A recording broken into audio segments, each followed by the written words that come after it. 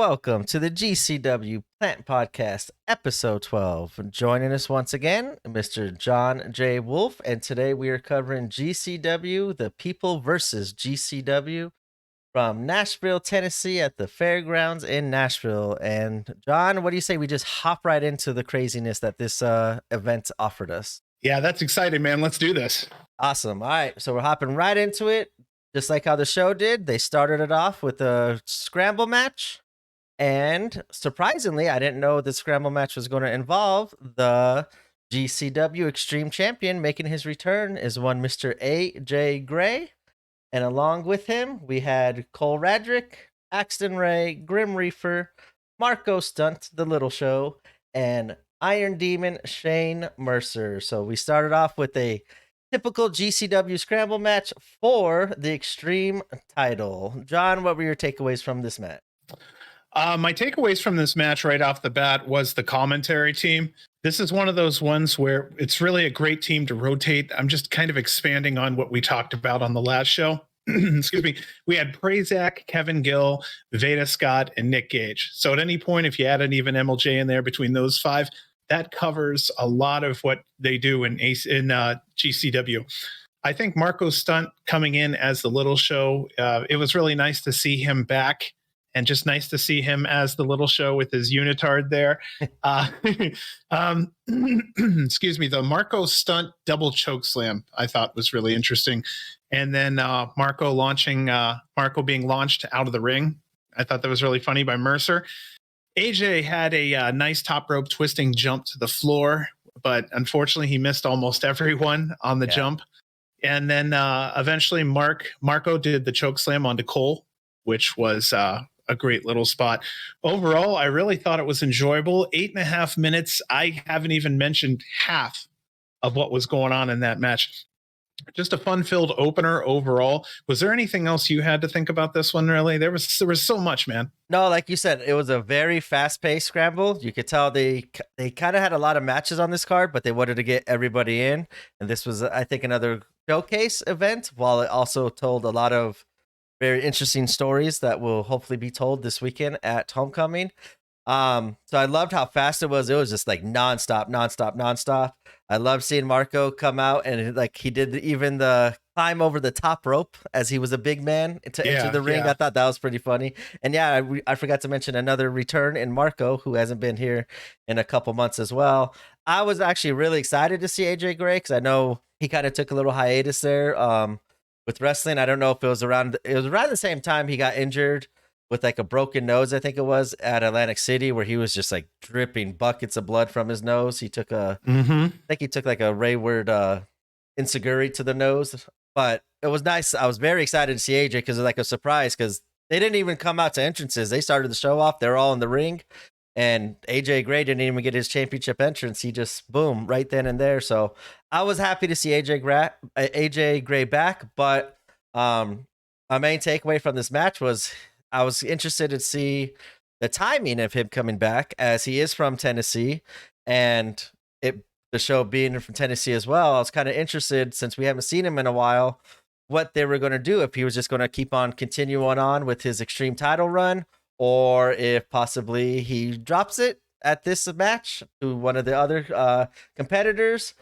Shane Mercer absolutely killed it as well. He did a cool moonsault battery on Marco. Marco was actually in the fireman's carry position, and then Shane Mercer was on the top rope holding on to Axton Ray's hand on the outside, using him to kind of help keep the balance.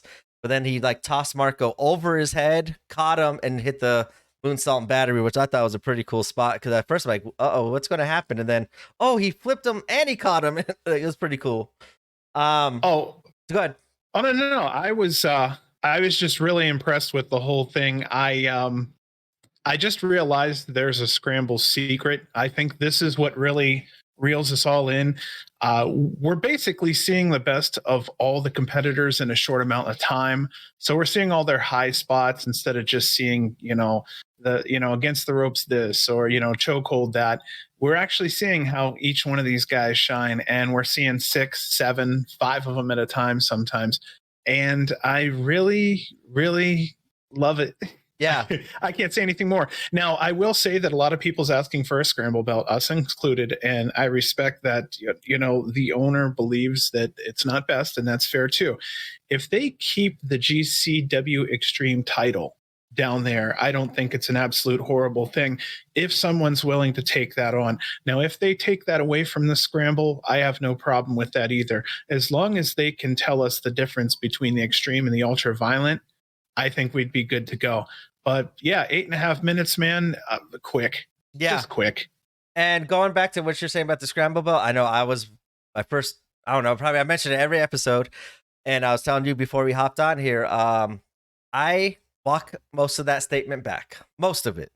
I was always saying they should change the extreme to scramble to make the difference between that belt and the ultraviolet belt. Like, as you said, it's not really clear. But I've always was kind of saying making the scramble belt because AJ Gray was defending it in a bunch of scrambles lately before he took his little hiatus there. But and this is where I evolved here and I changed my opinion because I'm going back and rewatching some of the title defenses that AJ had, and he's had a lot of different varieties of matches. It hasn't been just scrambles as what was stuck in my mind at the time of the recording. Those are the most recent matches where he was defending it in was scrambles. But he's had awesome just one-on-one matches against Alley Cat, PCO, who we won the belt from and stuff like that. So he is adding the extreme to the extreme title belt, but I would still change my opinion, keep the extreme belts there because it has been defended in a bunch of different variety of matches. So I kind of like how it provides variety, like I said again, to that whenever it's being defended. But I still, in my opinion, still would like to see a scramble belt added to scramble matches, but maybe we'll get that down the line. Ultimately, like I said, I was just happy to see AJ Gray back and defending the belt. He actually had a really cool spot too. I totally missed it earlier. He had Shane Mercer up in a crucifix, like he was going to do like the Razor's Edge, and then end up turning that into a buckle bomb, which he was like a foot away from when he chucked Mercer in. So it was like he really launched him like a dart right into it instead of just like slowly arching him into it, like how kind of Seth Rollins did to Sting. It's like, nope, I am lawn darting you into this corner. So that was an awesome spot during the match that I missed as well. This match really featured Marco Stunt. I know that Mercer really threw his strength around. There was a spot where Axton had just a small showcase. That was absolutely impressive. He had a great top rope flip that if you have a real quick second, go back and watch that. Really impressive. The winner in this one was Cole Radrick, with the new GCW Extreme Champion.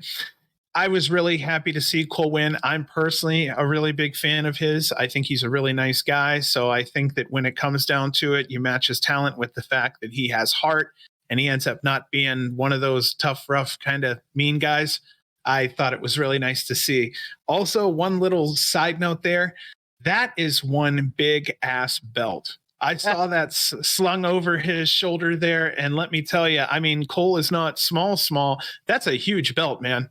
I like how it looks too, though. I guess it is kind of like not outrageously big, but I like how it demands the attention of whoever's going to wear it because the size of it, it's saying, hey, this is an important belt. So after seeing it come back, like I said, I want to keep that belt because it does look nice. I do like kind of the ultraviolet belt too, the design, how it kind of does a little callback to ECW with the ultraviolet lettering onto the belt and stuff like that. So it was cool seeing the belt, and I liked how Cole Radrick won the match to earn the belt. He hit Marco with a crazy stiff like Triple H spiked pile driver, like when he was spiking. That's right. When he was spiking all those enhancement talents. When Triple H was kind of starting, he would just spike their head into it. Yeah, Marco like looked like he was going to go up, thinking a different move, but then Cole just dragged him right head first into the mat. So that was a cool looking pedigree move.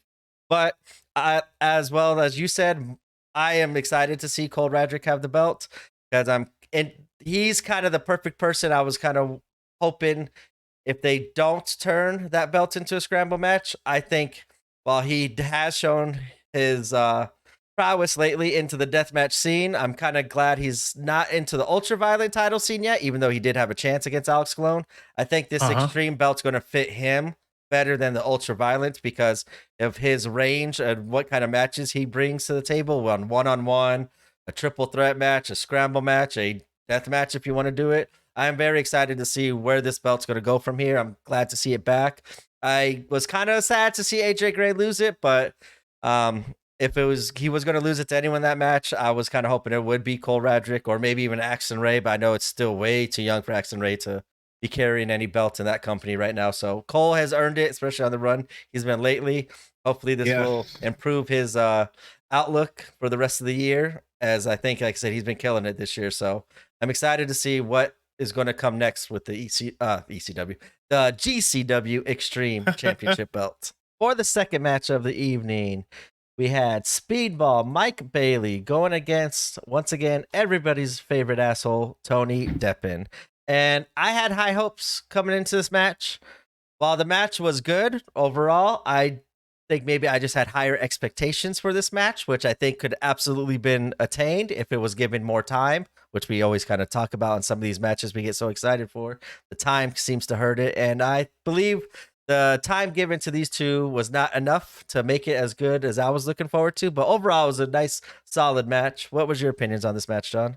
It started out with Bailey coming out with his usual, doing the punches and kicks. I love it. I love the music. I'm a big Beastie Boys fan, so I thought that was really enjoyable. Like always, anytime I hear that music hit, it's like, oh, here we go.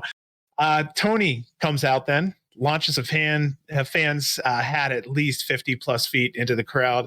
It's probably a new record. So, that was good. It was a fast start overall. There was no posing, no drama. It just went straight to fighting. There was no frills in this. Nobody was posing. Nobody was working the crowd. Just brawl, brawl, brawl. Bailey wasn't really doing much to be a face in this situation. We're mostly carried by Tony's heel persona. So Tony was really playing it up, but Mike wasn't really trying to play a face in any way. There was lots of counters, a lot of really good exchanges. At one point, there was a top rope double foot stomp on Speedball's back from Tony. I found that really, I can't think of a good word for it. It was just really impressive. So I wanted to make sure I wrote that down. That's pretty much the notes that I had for this one. There was just, I just wanted to mention real quick, because I can't say this in a lot of matches. That match had brawling, kicking, holds, high flying moments. There were no slow spots. There were no real dives. It was just everything was in one match, and we generally don't get to see that in a quick 12-minute brawl. Yeah, like you said, I love the reversals. There was a lot of reversals. You can see Tony Deppen was obviously trying to be more aware of Speedball's leg strikes and kicks. So I noticed a couple times during their match, like Tony Deppen would just randomly try to catch Speedball's leg, even though he didn't throw it, but he's anticipating the kicks coming. So he was just trying to attack that leg and try to ground Speedball and take it to the ground, where Tony would obviously excel in that form of wrestling, I believe. And I just think, like you said, it was a good match. I just wish it would have more time to tell a story, because I think with those two, and I would like to see a feud. Like, it doesn't even have to be for a title, but nice little best of 7 series even between Tony and Mike Bailey, and give them some time during these matches. I think they could tell a very incredible story with each other, and especially over 7 matches. Let's say 7 might be too long, but make it like 5, or maybe even a best of 3 even, because I think Tony would benefit greatly as a heel, because everybody loves Speedball. But as you said, Speedball has done it a couple times lately where I thought he would be the face going against Axton Ray, and he ended up playing more of a heel role then too. So I think Speedball's just trying to test out his character range and trying to work more as a heel and a face, especially since it's kind of not on Impact, where I guess that's where you could call his home now, since he's under contract and he's the X Division champion. I think this is where the GCW is a good venue for him to kind of experiment on what could possibly work on some people's eyes, a bigger platform. I think GCW is better than Impact in my personal opinion, but I like seeing the different range of Speedball being a face and a heel, especially kind of going against Tony. It was kind of interesting where you have a natural heel right there where he could show off how good of a face he could be, and as he's done in many matches. It was kind of interesting to him see a little bit diving into the heel tactic. Yeah, I could have seen this one go 30 minutes. They easily could have done it. I absolutely agree with the best of series 3, 5, 7. Absolutely. I have absolutely no problem with that whatsoever. I noticed that both men have similar size and similar height. I don't know if I've ever noticed that before, but I am starting to notice that now. I would say, as a dancing partner in the ring, I think that they both are perfect for each other. I think that Tony kind of keeps him into that ground game, keeps him with the fundamentals, and then I think Bailey can pull out some impressive moves and kind of stretch out what a Tony a regular Deppen match would look like. I think what's really making Tony special for us fans is that he's a very interactive, a very vocal heel. So in the match, we're actually hearing him yell at someone. I think that showing his personality is really what the magic is for him. I could say that about plenty of GCW talents, but I was just sitting back and really thinking about it, and I watch it and I go, you know what?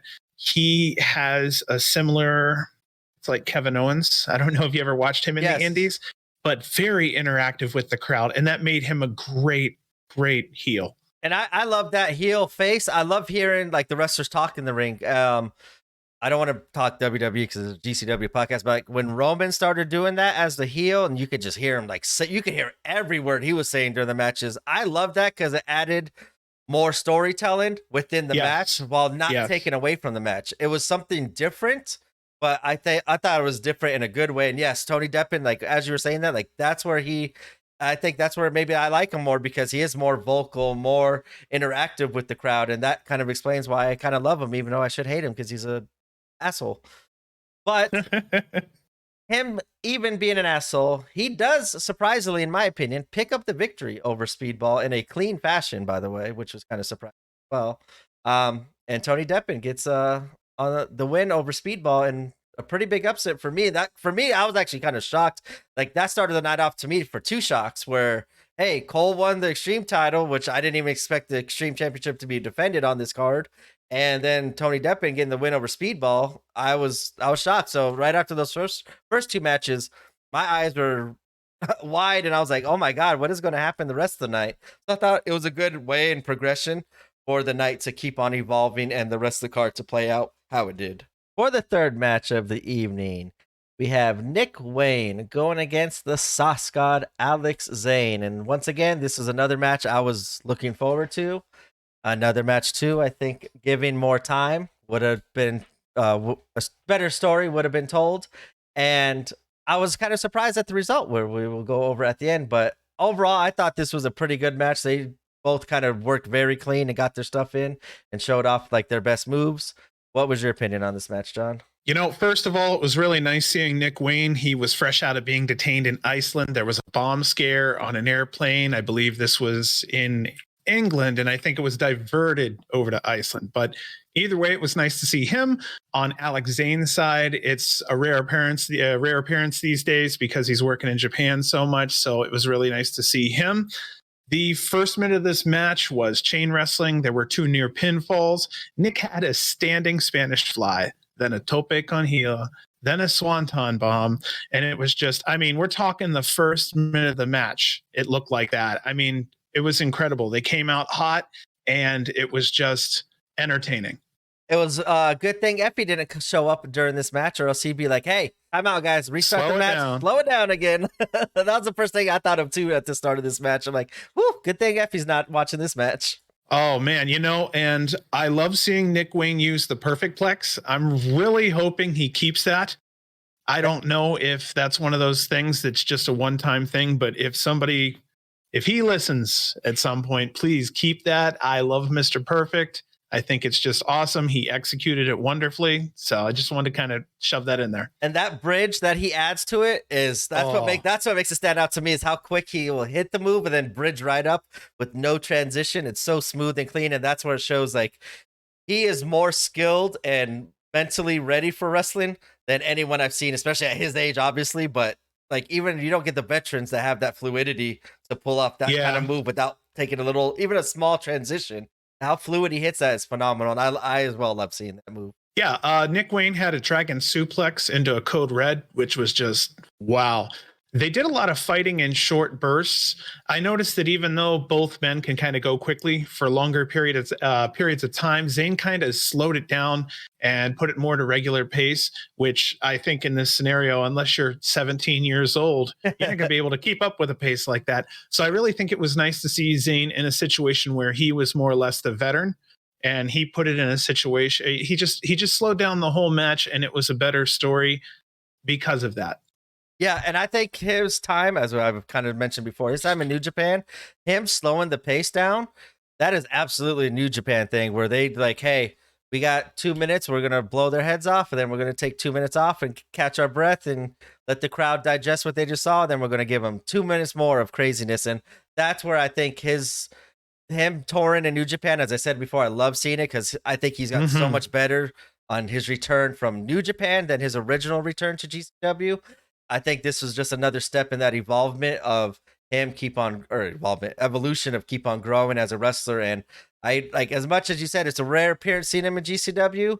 I think it's been actually kind of a more of a treat seeing him because we haven't seen him in a while. But every time he comes back, he's improved, and I love seeing that. And I'm have a little favoritism towards Alex Zane being the sauce god and talk about and all that stuff. So I want to see him more, but as Alex Colon always says, I'd rather quality over quantity, and he's definitely given the quality out right now. Yeah, I could see that they both had another gear or two in them that this match they didn't need to use and didn't have to use. I really do need to thank New Japan because it does show that Zayn has had exponential growth overall. He's learned so much from being over there, and I know that's a treat for any performer to be able to go over there because of how much they will learn. And I'll kind of segue into the fact that Nick Wayne, if he had the ability to go over there, he's so intelligent, he's still so young, he's so ring smart. I think he would soak up and absorb so much knowledge if he had a small tour over there. I think he'd be loved in Japan. Not only he has that American boy look that I think Japanese fans would probably just love. I think once he turns 18 and he kind of fills out his body a little bit more, I would love to see him in Japan as well, because that would their strong style would toughen him up, but that strong style would also show like, hey, he's not a kid no more. He's a man, and he's taking this punishment. So that way, when he goes up against possibly, let's say, a John Moxley in the future, or whoever's a GCW champion, or when he goes to AEW, he's going to be facing a lot bigger competition out there talking about like size, bigger competition, where he's going to have to get his body ready to take those kind of beatings. And I don't think there's a better spot for him to kind of build up that body to get used to absorbing all of those stiff strikes other than New Japan. So I would like to definitely see him in New Japan as well. I want to hear Suzuki call him a fucking young boy too. So I would like to hear that as well. That is the match where I don't think the styles would clash, but I still want to see it. So it's one of those GCW matches where I'm like, how are those two going to work out? Oh, worked out perfectly. So maybe one day we'll get Suzuki versus Nick Wayne, where Suzuki could Nick Wayne some tricks here and there. But we will go right into the finish here. And surprisingly, Nick Wayne picks up the victory over New Japan's own Alex Zane. So for me, that's three kind of shocks in a row of three different winners. And as we were talking last episode, I was kind of excited of where maybe this show would head towards Homecoming. And the first three matches, I already see three upsets with the young talent in Nick Wayne, the old veteran and Tony Deppen, and then now Cole Radrick, the new Extreme Championship. Like, I was getting hyped for Homecoming, and we still have the rest of the card to cover. So I was like, my excitement level was rising with each and every single match, kind of like how they did back in the LA show and No Signal in the Hills too. Like, I had the same kind of feeling where I was going to text you. I'm like, dude, I just said like last week was a top 5 card. This might be another top 5 card. But yeah, it was fun. This one with Nick Wayne, I'll tell you, I was looking at it and I had a feeling, I had more than a feeling that Nick Wayne was going to win this, because when I'm looking at it, I go, okay, it's nice to see Zayn. You know, what happens if he just comes in and kicks the shit out of one of our golden boys? It's not going to look good. It's not a great way to welcome Zayn back to the States. So I'm thinking, all right, he's going to come in, he's going to make our guy look good. He stands to gain a lot less than Nick Wayne does. Yeah, for sure. And I think though it's pretty surprising that I'm this is where I don't know how much involvement New Japan has in, let's say, Alex Zane's booking on a GCW show, if they would want to kind of protect their star, since he's kind of now a bigger star in New Japan, even though I think he still wrestles enough in GCW where we could kind of call him one of our own, one of our regulars. But those, like as you said, those appearances are now coming fewer and farther between, where I was actually kind of like, I was shocked that New Japan would say, hey, go, it's okay, go ahead and let him lose to a 17-year-old up and comer. So that's where the shock kicked into me. And as we talked before of a possible, well, I'll go back, I'll cover that when we cover near the end of the show. I'll come back to that part. That's fine. And the winner of our match ended up being Black Taurus, Gringo Loco, and Jack Cartwheel. Yes, very fun match, and I think a good lead in to our next match based off of the Luchador talk. For our next match of the night, we have Psycho Clown going against Joey Janela, or as Pollo Del Mar like to say, the internet's most hated wrestler, Joey Janela. And I've been kind of looking forward to this match ever since I think it was If I Die First in Dallas, where GCW ran a show and they had Gringo going against Psycho Clown, Joey Janela going against Dos Wagner.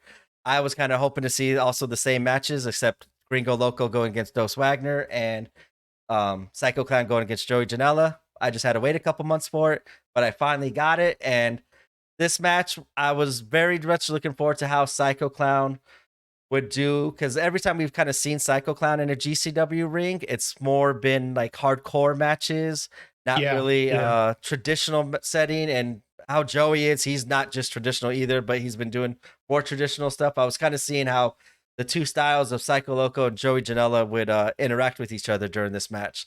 What was your opinion on it? Well, right off the bat, I actually expected a hardcore match. I figured between these two, there was going to be blood, punch, and quickly. I'm a sucker for clowns.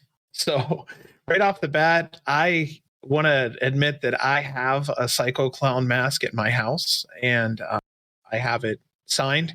So I'm going to be kind of pro Psycho Clown.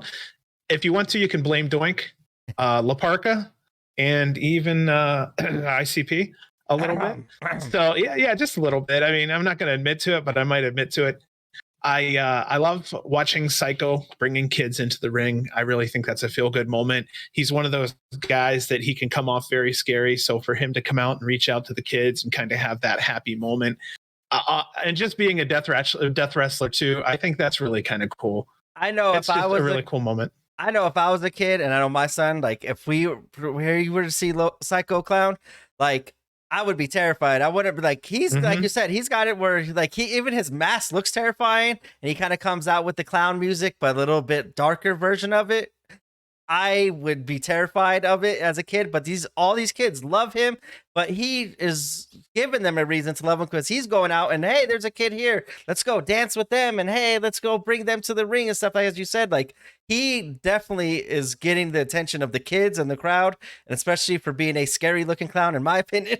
Like the kids love it. And I love, like, as you said, I love seeing him bring that interactivity to the kids as well. Yeah. Yeah. And then I liked how when Joey had his entry, they had a thing now where they actually fans split, and then they had the camera kind of roll up almost like a ramp up to Joey. And it's, it's like the WWE or the WCW style camera where they're rolling up on him. I really did like that. It's kind of old school, but at the same time, it works for Joey. If he decides to keep that, my personal opinion is I really liked it. By the time he got to the ring, we had dueling chants. They both did a handshake, so we made sure that it was, fair across the board. They're as clean as two dirty guys can be. Psycho was noticeably larger, and this was the first time I'd ever really mentioned that before, but this was one of those times where I really thought those two guys were similar in size, and no, Psycho's he's much larger. There was very little dead time in this match. It was constant. It was an even burn. It was very obvious that this was a veteran match. They were wrestling like two veterans who've done this a long time. They wrestled like two veterans who've actually had training that learned how to storytell. So here we go again, where Psycho's mask kind of got ripped a little bit. I wrote down that I dislike that. That's all I wrote. But yeah, then that goes into that brawl into the crowd. Joey starts bleeding. Then we have KG and Prazak discussing who in the crowd is on That was probably the first time I've heard about that. Joey getting hit in the chair with a dick, then turned over and hit in the ass. That Yes. that right there is where I want to stop and hand it over to you, but Seeing those spots, seeing how they do those spots, I like it. That's one of those spots. So I see it's kind of happening quite often, where it kind of takes the yeah, fun away from it and stuff like that. yeah. Psycho Clown, this was one of his better matches I've seen in GCW. Not saying he's had bad matches. It's just kind of like more comedy matches that get a little crazy as the match goes on. But this, I think, as a whole, like, he really showed something to me. Like, something stood out, and I can't put my finger on it. If it was maybe because it was Joey kind of maybe leading the pace, but as you said, it's two veterans here where I don't know how much the language barrier was going on, but I've talked to Psycho Clown, and he seems like to know pretty good English. But his knowledge of the wrestling, and as you said, keeping the fast pace going, where there was like not really any stops, as we've seen kind of in Joey matches where it gets kind of crazy. Then he does his little not rest hold, but gets the wrestler down to the ground, and then he kind of talks his shit to the fans or plays it up to the fans and stuff like that. Psycho Clown kept up with them, and I want to see more of this Psycho Clown than the kind of previous versions we've seen. Not versions, but different ones that we've seen him in matches in GCW. This was one of my favorite ones, and I want to see this Psycho Clown more often. Yeah, it was the wrestling Psycho Clown. It was less of the death match or more of the Psycho Clown. I liked how KG said, fuck the European uppercut. The Mexican uppercut is way superior. Let's be real. And then I think he mentioned that the Europeans probably stole it off the Mexicans. So I thought that was pretty funny. Yeah, I remember Winston kind of on that comment too. I was like, oh, we're going to get there. Let's stay away from the politics there. But he probably didn't even mean it that way. It's just something. No. The just shit that goes on in his head and that comes out of his mouth. It's like, where does he come up with some of these things? Yeah, I just share what spews. I wrote down here, I just don't know if this was a quote down my. I put Joey get nervous door match. Wonder. Joey spear into Psycho through the door. We started to have this is awesome chance. Psycho gets superplexed through chairs.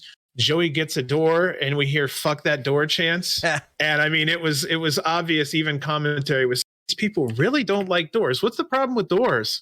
It's the doors that they seem to be giving Joey, where now I'm kind of starting to think it might be a little rib Brett's playing on Joey. It's like, oh yeah, this door's good. Check it out. Nope, it's one of those Japanese doors where you're going to have to go through it 5 different times before it finally breaks.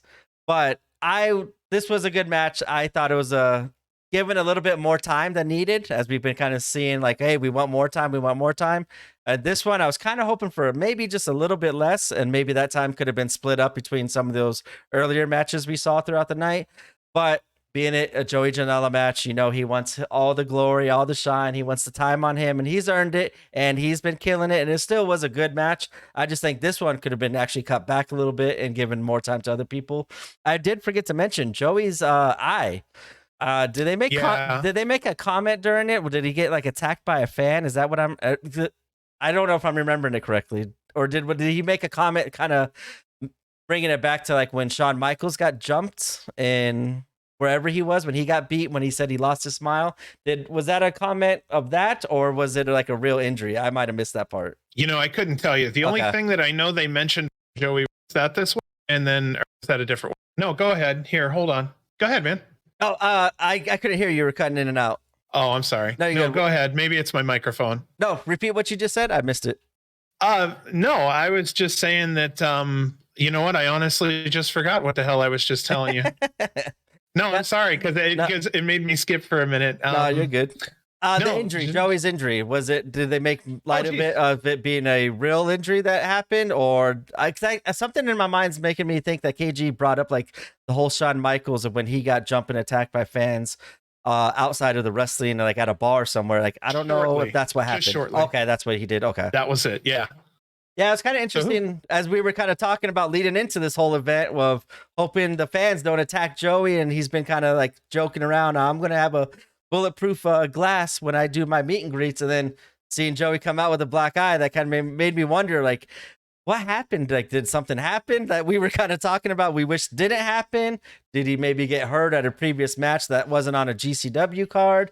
I couldn't remember what happened. And now that I'm talking it out, I think I do remember seeing him Yep. accidentally taking a little stiff shot to the eye during one of his non-GCW matches. So then our winner ended up being Psycho Clown with a top rope Spanish fly through the door, which was a 21-minute affair, man. And here's what happened after that. They introduced Conrad Thompson. And I thought it was really cool. He showed up. I don't know how many matches he's been to. I believe it's rare. Then Nick Gage's music hits, and here comes his entrance. Emil goes through the introduction, man. It was electric.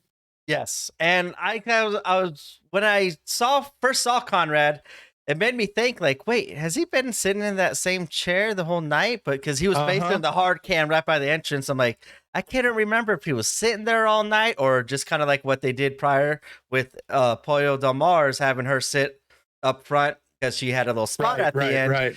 Yeah. So that made me stick out. Like, I saw Conrad and then I heard Nick Gage. I'm like, oh, this ain't going to be good if it goes off of anything what Joey tweeted out about a couple, like 2 days prior to the show. I was very interested to see what Nick Gage had to say. Yeah. So then here we go with the GCW chains, GCW. You know that's going to happen. I'm Gage is out. Right off the bat, where's my motherfucking gang at? And here's what we're here for. We're here for Ric Flair. He puts over Ric Flair, making sure that he gets his props. Then he starts to talk about how he sees this person's on the card. Then he sees this company's on the card, this company. But for some reason, he noticed GCW isn't on that card. So he turns to Conrad and he asks, do you have a problem with MDK or GCW? So basically he says MDK and GCW is coming to that auditorium. We're kicking the door down. They're taking over the show. Right after that, the fans go nuts, but Conrad gets up and leaves. So Nick Gage leaves again with the music playing. Out the door he goes. It was a great little setup. It was fucking exciting, dude. And Conrad didn't look too happy when he got up and left, too. He didn't take kindly to those words from Nick Gage. And it was at this point of the night where I did finally DM you on Twitter, and I don't remember if we talked about this on any of our shows or if this was an off podcast conversation we had, but I was kind of said something similar to what Nick Gage was saying, where he's kind of piggybacking off Joey Janela, the tweet a couple days prior, where I remember as soon as I saw Joey's tweet, I was like, are they going to do a GCW invasion angle? Is something like that going to happen? Like, no, there's no way, because kind of what I was almost spoiled a little bit earlier. They would have to get with Alex Zayden losing to Nick Wayne. They'd have to get. I don't know if they'd have to get New Japan's permission on that. I'm just assuming so. Of the bookers working together to protect their own talent as they're working on different companies. But I was like, when Joey sent out that tweet, it's like, I don't see any GCW people here. I was like, are they going to do an invasion? I would really like to see it. But then as I actually thought about it, I'm like, there's no way they'd get MLW to sign off on something like that because it involves their wrestlers. No way they get New Japan. No way they get AEW. No way they'd get NWA. Like all these different companies that they've worked with, AAA. I was like, no way they get all these companies to okay GCW kind of running roughshod on their talent at Ric Flair's last match. So once Nick Gage come out and kind of said the same thing, my light bulb went off again. My excitement went through the roof, and I was texting him like, this is what I was talking about. This is what they're going to do. They're going to do the invasion angle. I know it. I know it's going to happen the next night. So I got super excited, as you said. That's where it became exciting for me.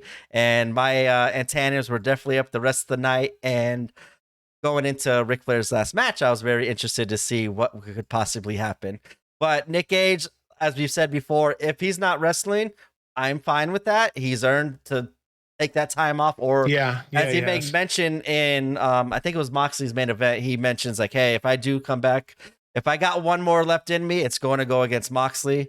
So I like seeing Nick Gage come out. You still get the pop, it still gets the crowd excited, even if he's not wrestling. They just want to see the king, Nick Gage, and they got to see it. And I think it kind of opened up Conrad's eyes of, oh, we let GCW have a show the night before our big show. I hope they don't really use their whole Last Outlaw motto to actually become Last Outlaws and interfere in our card. So it was a very good tease and a prelude of what would come in the next night event at Ric Flair's last match. Yeah, as soon as I heard everything, I'm sitting there going, okay.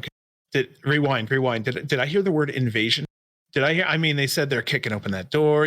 I'm making sure I get it right. And I'm starting to flash back to the 90s on all these invasions. Fucking excited I was about all of it. And from that point forward until Ric Flair's show, I was tweeting online, guys, there's going to be a fucking invasion. There's got to be an invasion. I mean, I'm so excited. Like a kid, I was waiting for this damn invasion to go down. Exactly. I was thinking, like, right in my head when I'm seeing that, I'm like, oh, Kevin Nash and Scott Hall just coming out, showing up, making their little appearance, letting the world know that, hey, GCW is here.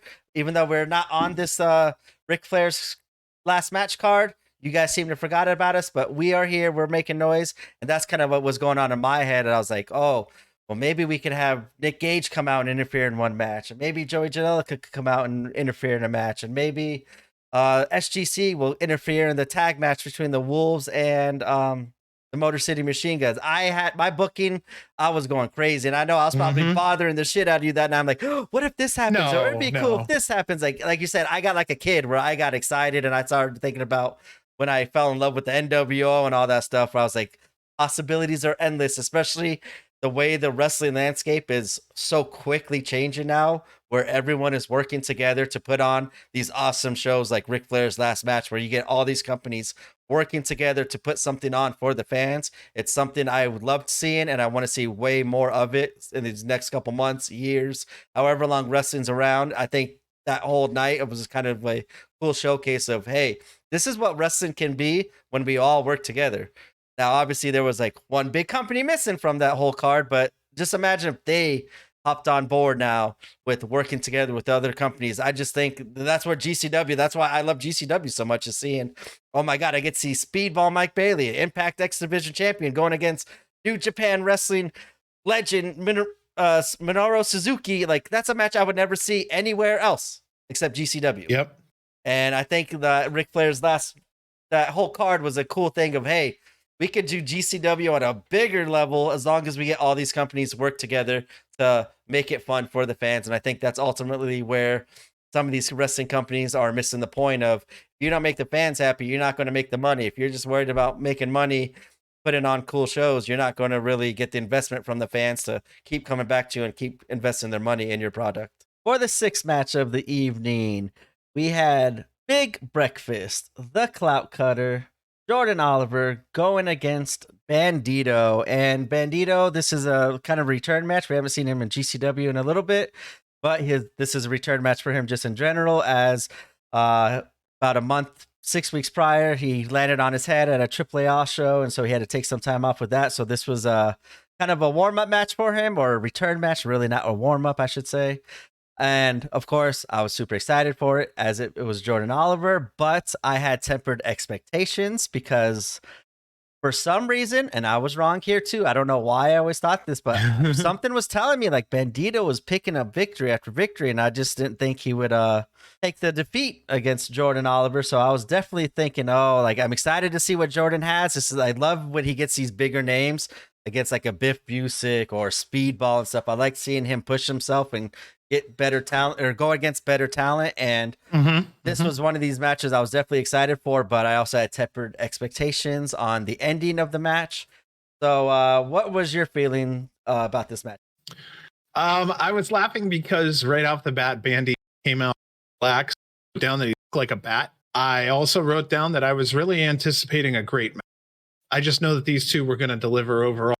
On Twitter, you could see that Jordan Oliver was 100% about this match. He really wanted to prove himself. You could tell that this was really important to him.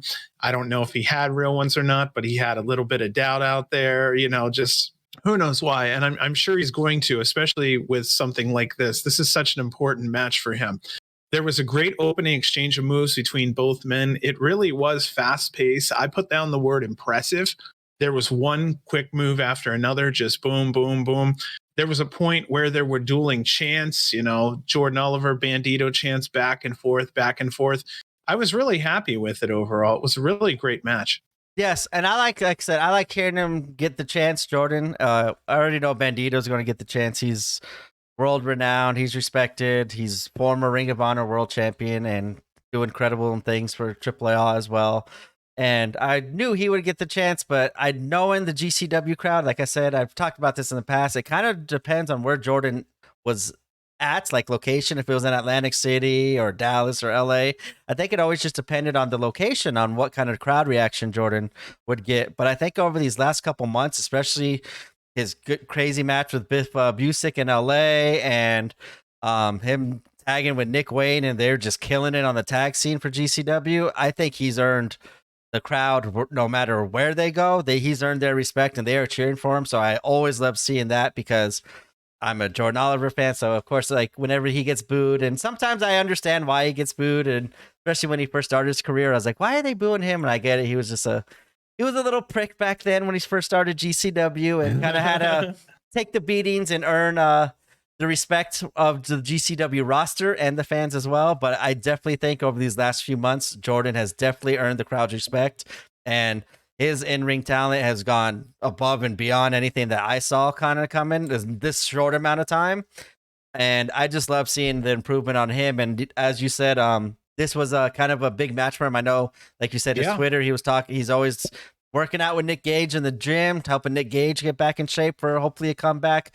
But also Nick Gage is in there pushing him. And I think that's kind of a really good person to push Oliver because it's Nick Gage. And if you could earn Nick Gage's respect, I think that will go a long way in the GCW crowd and earning their respect. And I think we're kind of seeing that more as Jordan has keep on performing and keep on putting great performances as well. Yeah, part of that great performances that I wanted to mention was the fact that I wrote down here that all super kicks look excellent. I mean, just absolutely excellent. I have in here also, this is about 3/4 of the way through. So we're talking 8 and 10 minutes in here. I actually wrote down that Oliver is hanging in well so far. I didn't know if I thought that he was going to get this far. I know this was a very important match for him, but wow, this Oliver push is just incredible. I really think part of the push is him working with Nick Gage. I really think that might be a direct thing where he's taking notes on not just match situations, but they're out there motivating each other. They're making sure that each other are on the same page. I'm guessing maybe he's teaching Jordan a little bit about how to carry the GCW flag.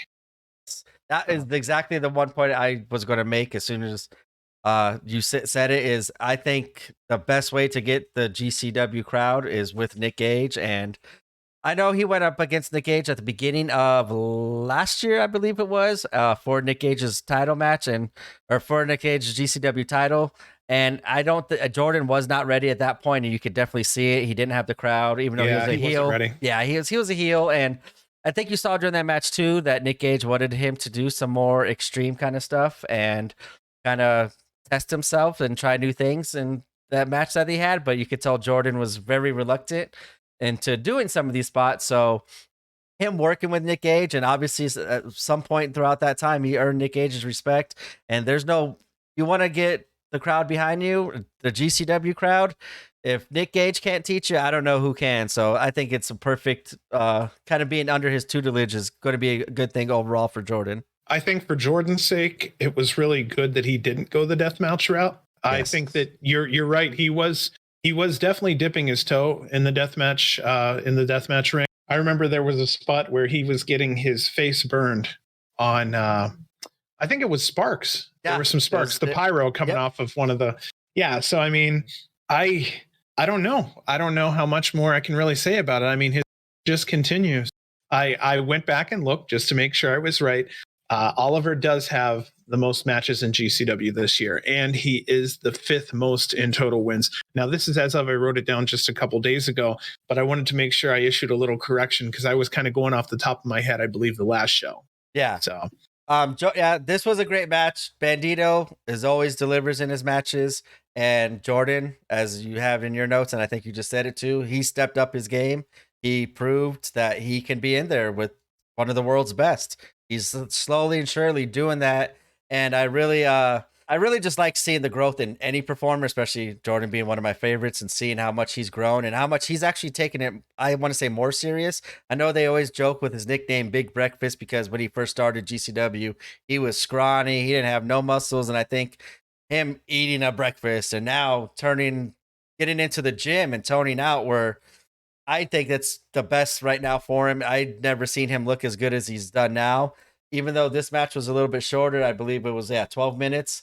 I was kind of hoping this, as the Joey Janela Psycho Clown match started to get more time, I was thinking maybe these more upper card main event, as it got closer to the main event matches, would be extended a little bit longer in time.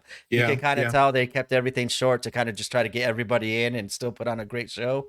I think Bandito is awesome, and for Jordan to prove himself against Bandito would say a lot to not just the GCW crowd, because as we said, this is a more traditional, probably old school wrestling crowd, with being a lot of Ric Flair fans being there for his final match, and Jordan being a more traditional wrestler. I think this was a good showcase for him, for these other companies out there, like MLW, who got rid of him earlier last year, or near the end of last year, and Impact being there, and AEW and New Japan and AAA. Like, maybe that would be a step where maybe he can now start going on some excursions, getting even more better than what he is doing now, and keep on improving and learn different styles of wrestling. I think that would just help him keep on growing as a performer and keep earning the fans' respect. I would hate to see him take time away from GCW to do this, but obviously it would need to happen. And if it's for the betterment of his character and him as a wrestler, I would absolutely be willing to sacrifice a couple weeks not seeing him on a GCW platform. So I might have to go check him out on whatever one he does, but hopefully that will lead to something in the near future for him, for a quote unquote bigger company. And I think another thing that would help him would be a victory over Bandito, which he did get. And that one, like I said, that was a shock to me. As I was going into this match, I wanted to see a good match. I want to see Jordan improve, but I thought there was no doubt he would win. But he did end up surprising Bandito. I think he hit him with 2 clout cutters. Maybe it was just one, but yeah, back to back. Yeah, to really put that nail in that coffin and stamp get the stamp of approval. And then he picked up a victory, and then I ended up cheering super loud, and I watched that one. This was a late card for even the West Coast. It was like almost midnight by the time this was happening. I was like screamed at the top of my lungs. So I was shocked and surprised. So I got the pop from me, and then I had to make sure I didn't yell too loud and wake up the family and stuff. But it was worth. If I had to get yelled at for it, I'll take it if it's a Jordan win. And add on to another list of surprises this night brought on to me. This was a nice surprise seeing him get the victory, but it was a well-earned victory at that. For the 7th match of the evening, we have the GCW Tag Team Title 3-Way match, as Team Bussy, Alley Catch, and Effie are defending their titles against the team of Los Macizos, Lopi and Medio Extremo, and the Second Gear Crew, SGC, Mance Warner, and Matthew Justice. And kind of like I said a couple times already on this podcast, I know this was another match I was very looking much forward to because of seeing Los Macizos and SGC. I could take that all day long. Then you throw in the champions with Team Bussy in there and the amazing role that they've been on. I had no idea who was going to win this match. I was cool with any of the 3 teams winning this match because all 3 have been killing it on the tag team scene in GCW. John, what was your opinion going into this match? Going into it, it was just really fun from the get-go. SGC comes out, they went up and they were giving love to everybody in the crowd. They're coming over to those 2 guys with the "We're on Acid" sign. Lots of hugs from everyone. Here comes Macizos. Music is really growing on me. I freaking love it. Same thing, man. They're getting over with the crowd. This was face versus face versus face. Yep. Bussy comes out. Same thing as always. Great energy, especially out of Alley. So, I mean, it was just fun getting to the ring. Big party right off the bat. Bell rings. Fans are literally, I think it was a fan brought a tall boy up to SGC. So Mance and Justice kind of takes a little drink in, does their thing, and then, move on to their match. But it was just great overall. There was a point where everybody got to do their tope. They had a tope moment. So that was cool. Otherwise, though, I was really happy to just see this match. This was one of those matches where, I mean, in my opinion, if Bussy were to lose, I was fine seeing them lose to either Los Macizos or SGC. Yeah, I agree. Like I said, either one of these 3, well, I would have been absolutely fine with winning.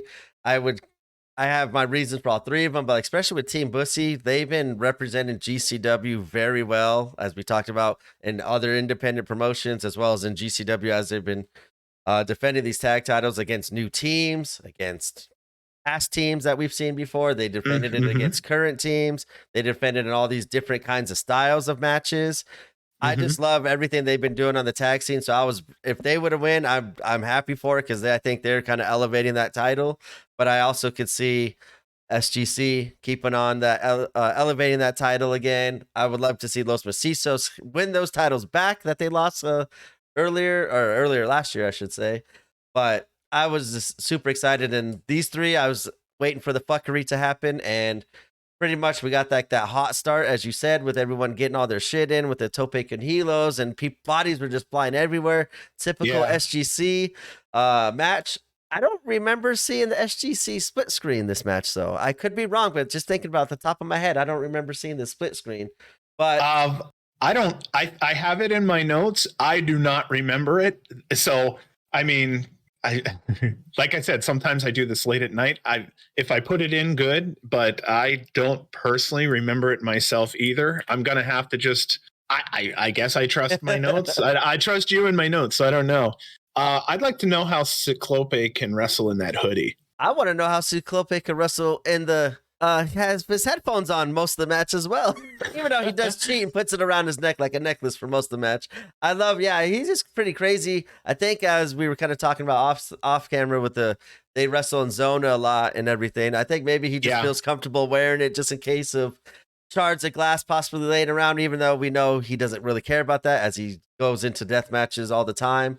But I think he just gets out there and he gets too emotionally involved in the match and what's going on where he forgets to take the headphones off or take the hoodie off. I think now he just keep those headphones on as part of a little gimmick going. But it's so fun seeing the Macisos back in the GCW ring. I can't state it, and I state it all the time. I just can't state it enough. Like, I'm just so glad they're back and killing it in all these different matches that they've been doing. Yeah, this really was the match that had Bussy the most threatened for their titles overall. It had a big match feel. This is one of those ones I almost wish they would have held off to this weekend for Homecoming. Yes, because that would have just, that would have been that big match feel. It would have felt so good. There was a spot where Mance did the quad eye pokes. Yeah. And then he tried to poke towards the camera. I thought that was funny too.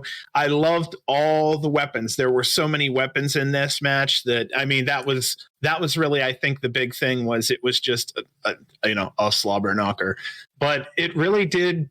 It really eventually got into the ring and they had a great brawl, weapons and all. They really found a great way to get 6 people to operate in a ring together and give each other enough space to really have a match. Yeah.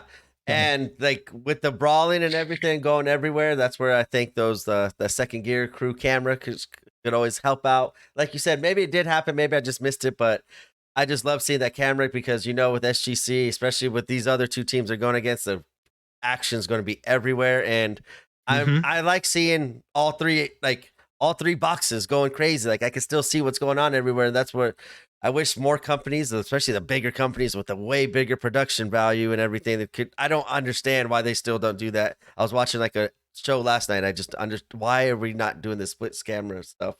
But anyway, I digress.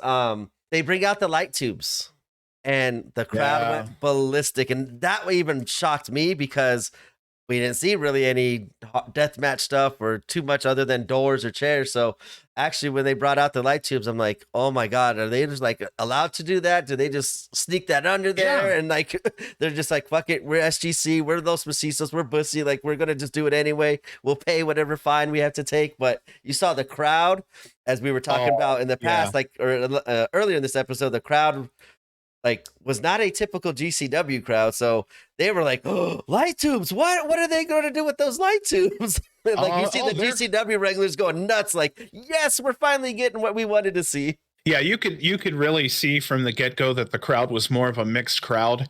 I mean, you could really see it. The surprise from the light tubes was something else. That first hit that went down with the light tube exploding, you could even see it in the crowd.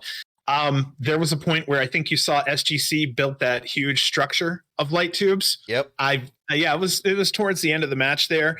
There was the part where they had some of the light tubes already rolled up and KG was calling them pre-rolls. Yep, pre-rolls. Like that. That's the first time I've ever heard of that before. There were freaking chairs everywhere.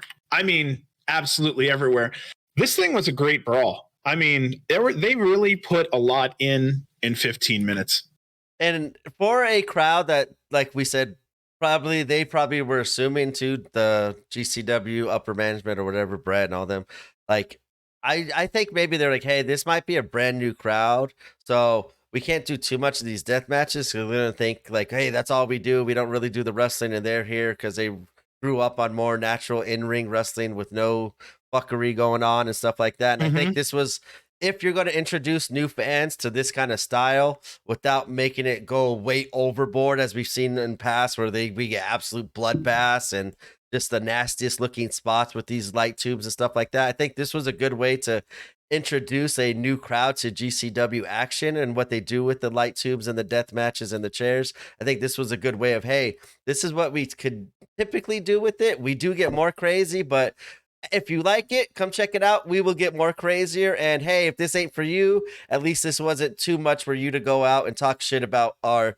company of just being a deathmatch company with being unsafe and using all these tubes. Like, I think this was the correct way to introduce new crowd to a deathmatch kind of setting and feel. Yeah, I think they didn't go completely overboard, but I feel like this one was deathmatch done right. Yes.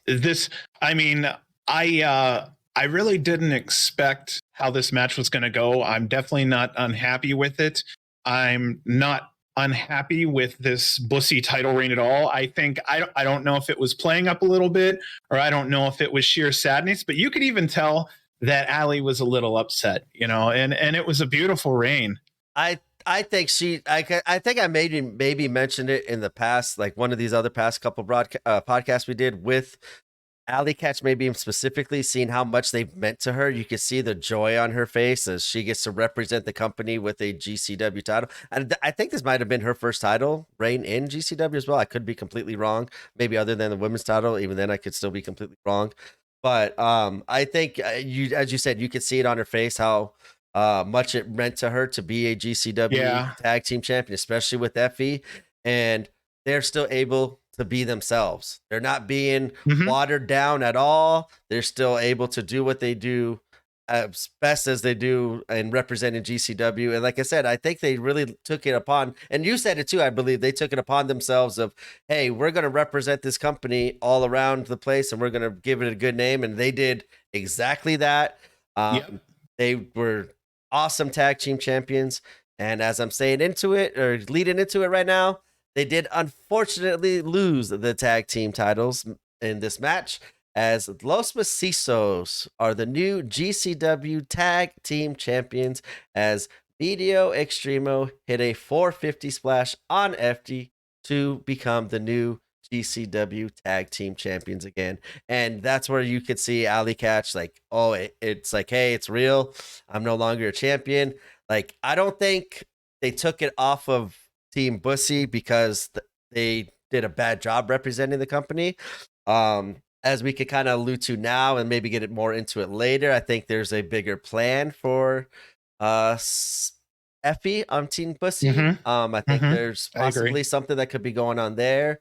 While I don't know where that leaves Ali Catch in this situation, maybe like I don't think it's going to leave her hanging, but she's been doing all this year, even though she might not have won all these matches she's had this year, almost every single dream match she's been wanting and she's asked for and she's gotten them.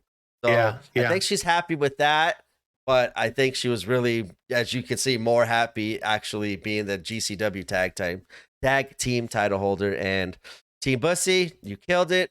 Hopefully we'll see you back in the scene again here real soon. But please. I am also happy with the result because I am a Los Macisos fan, and just seeing them back here, all their hard work these last couple matches of kind of getting back into the swing of things in GCW. I really like seeing it kind of culminate. I would like, as you said, I kind of wish this would have happened this weekend. That's coming up for Homecoming. I thought that would have been more apropos. The team of Macisos coming back home, even though that's not their first time back in Jersey since they've been back, but they're back home at GCW. Here's their first time, first shots since they've been back at the tag team titles. I thought it would just been a more of a better, good feeling for the fans and for them to get that win at Homecoming and to regain the GCW tag titles. But them winning at People versus GCW, I thought, like I said, this was a cool little way to showcase what GCW has to offer in sort of a deathmatch, more extreme wrestling setting than a typical tag team uh, match as well. Match number 8 of the evening is Masha Slamovich going one-on-one against Kevin Blackwood. And this is a good stylistic matchup, as both are known for their striking and kind of their little martial arts background and technical background as well. I didn't really have too much high hopes for this. I just was expecting a nice, good, decent match because I know this was going to be the match before the main event. So I, once again, as we kind of talked before in the past, they weren't going to go too crazy with this match. They didn't want to they wanted to get the crowd, get their energy back before the main event, and I think that's what this match delivered on. It was a pretty good, solid match, a lot of striking, a lot of groundwork. What was your thoughts on this match, John? My thoughts were that it really was more of an old school match in pace. This was truly the proverbial before the main event match that goes on. It's the time for everything to kind of cool down just a little bit. You get to kind of settle into your seats. If someone needs to do anything beforehand, they know it's going to be coming up. So this was really a lot of pure wrestling. It was really enjoyable for that reason. Neither performer really used the top rope that much. It was really a lot of holds. Now, I'm not going to lie. It really showed from the beginning. It looked like Masha was off. I don't know if she was injured, but she wasn't herself. Usually she comes out and she's a badass. It really wasn't there tonight. I don't know why. Like I said, I would default to her being injured because she's a badass.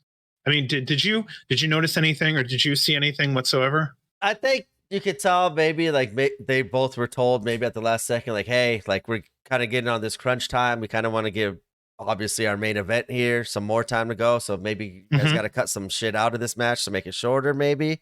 I know last we were talking about Back to the Bay, Kevin Blackwood kind of looked like he hurt his leg. So Yeah. With that, and Mashavich kind of, or Mashavich, Masha, seemingly that, kind of though. like you said, she didn't seem not into it, but maybe like, hey, something else was going on where like she was kind of more worried about protecting. I think it was her leg that kind of looked hurt from what I kind of originally thought when it first came out. But I'm not, like, I wasn't paying too much attention to it because, like you said, this just came out of the SGC match, and I was like on the high of Los Macisos winning, and then I saw this match. I'm like, wait a minute, so wait, that's only this in the main event left. Like, I was kind of not toned out during this match, but I wasn't paying as much as attention as I probably should have been doing for this match. But it did look like, hey, something was not right there. They didn't really click as much as I thought. So, like how I said, like this was pretty good.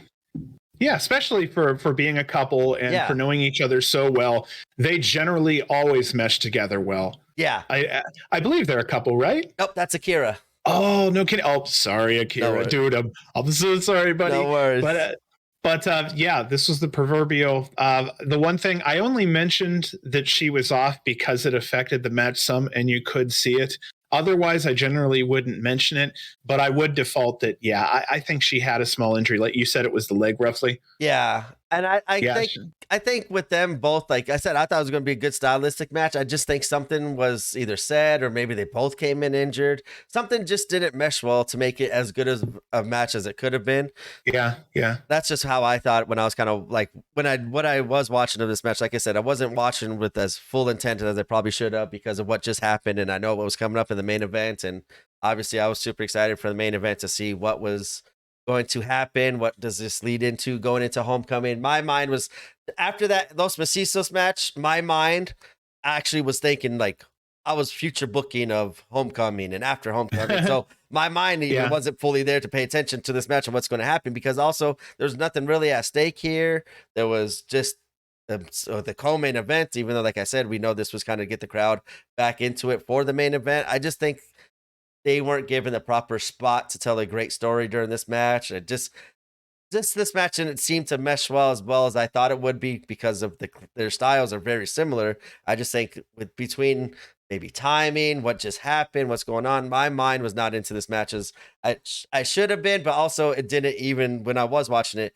Didn't seem to mesh well together. There was a lot of stops, like kind of stopping and all right, let's reset and try to figure this out again. It didn't seem to go smoothly throughout the entire match as a lot of matches that we've seen between both competitors have been. Yeah, you know what? And I just want to say nothing against either of them because I don't want to, I don't want to say too much bad. It was off. Super sorry. Nothing against Kevin, nothing against Masha. Every now and then something happens. So there was one really bright spot of the night, and it was the fact that Masha has this new submission called the Death Wish. Yes, And that she was used cool. it, dude. She used it tonight on him. Yes. So she ended up winning with that new Death Wish. So if anybody has a chance and they haven't seen it already, go back and check out the finish of this because that Death Wish is a cool submission. Yes, I love seeing Masha like be innovative. Like her and Akira, I know like they have a lot of similarities too in their way they wrestle and stuff like that. But I love seeing the mixture of the martial arts as with the technical game, the ground game. I just love how they, especially Masha, uses it to her advantage, especially against the bigger opponents as she's typically in against males in GCW. So. But she has been killing it at Impact, and we've seen what she's been doing with the Impact Knockouts roster and stuff like that. So I know Masha. Like I said, this just seemed the world was not with them in this match. It didn't click. Just tonight. Yes, just tonight. Just like tonight. I would like to see these two maybe given more time, maybe as like not right away, but maybe in a couple months, go back to this match, give them more time to tell the story that they wanted to tell here as a kind of a makeup for possibly if something were happened during this match that they couldn't go as longer as they wanted to. But it was fine. Did what it needed to do. It just wasn't as good as I thought it was going to be, but that's no fault of the wrestlers. I will take the blame on that because, like I said, my mind was booking during this entire match. What's going to happen with Moxley? What's going to happen with Christian? What's going to happen? Oh, Effie and Team Bussy lost a tag match. Like, what are they going to do? Los Macisos. Okay, we see them go against Eshi. My mind was all over the place. Future booking during this match, so I wasn't paying as well as attention as I should have. But like you said, not a knock on these two competitors. I would like to see them run it back again at a different time and with more time. And that will lead us into our main event of the People versus GCW. We have the champion Jon Moxley going 1-on-1 against Blake Christian. And we've talked a lot about this. Here's Blake's chance. All that talking that he's been doing, all of that, the whole Braveheart that he's been promoting out there, all the new stuff that he said he's going to show us and why he deserves it. Now it's his chance to show it. And Blake comes out, the first one to come out in his normal character. He came back out as All Heart. What is your feelings on that, John? I feel that his pants were maroon instead of black.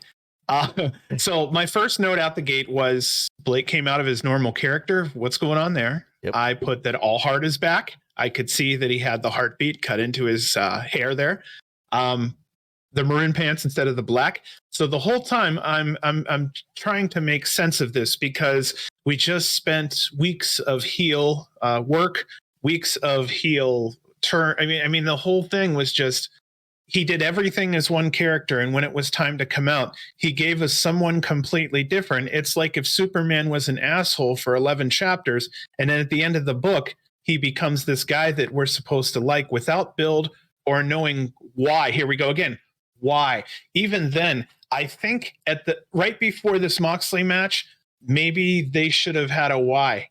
I don't know. My feeling, I'm just going to go into it. My feeling here is what they were trying to probably put him over that night. The crowd didn't react to it. I think they called an audible in the ring. And I think they went, all right, kid, you're great.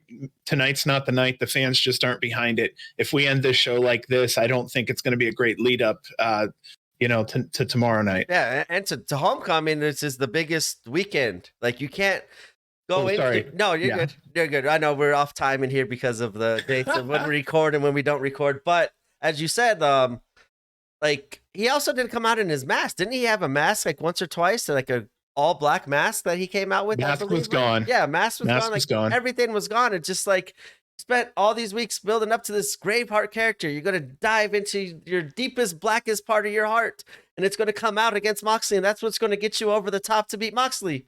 But you came out as the same thing that we've seen before that is different than what we've seen the last few weeks. It didn't make any sense.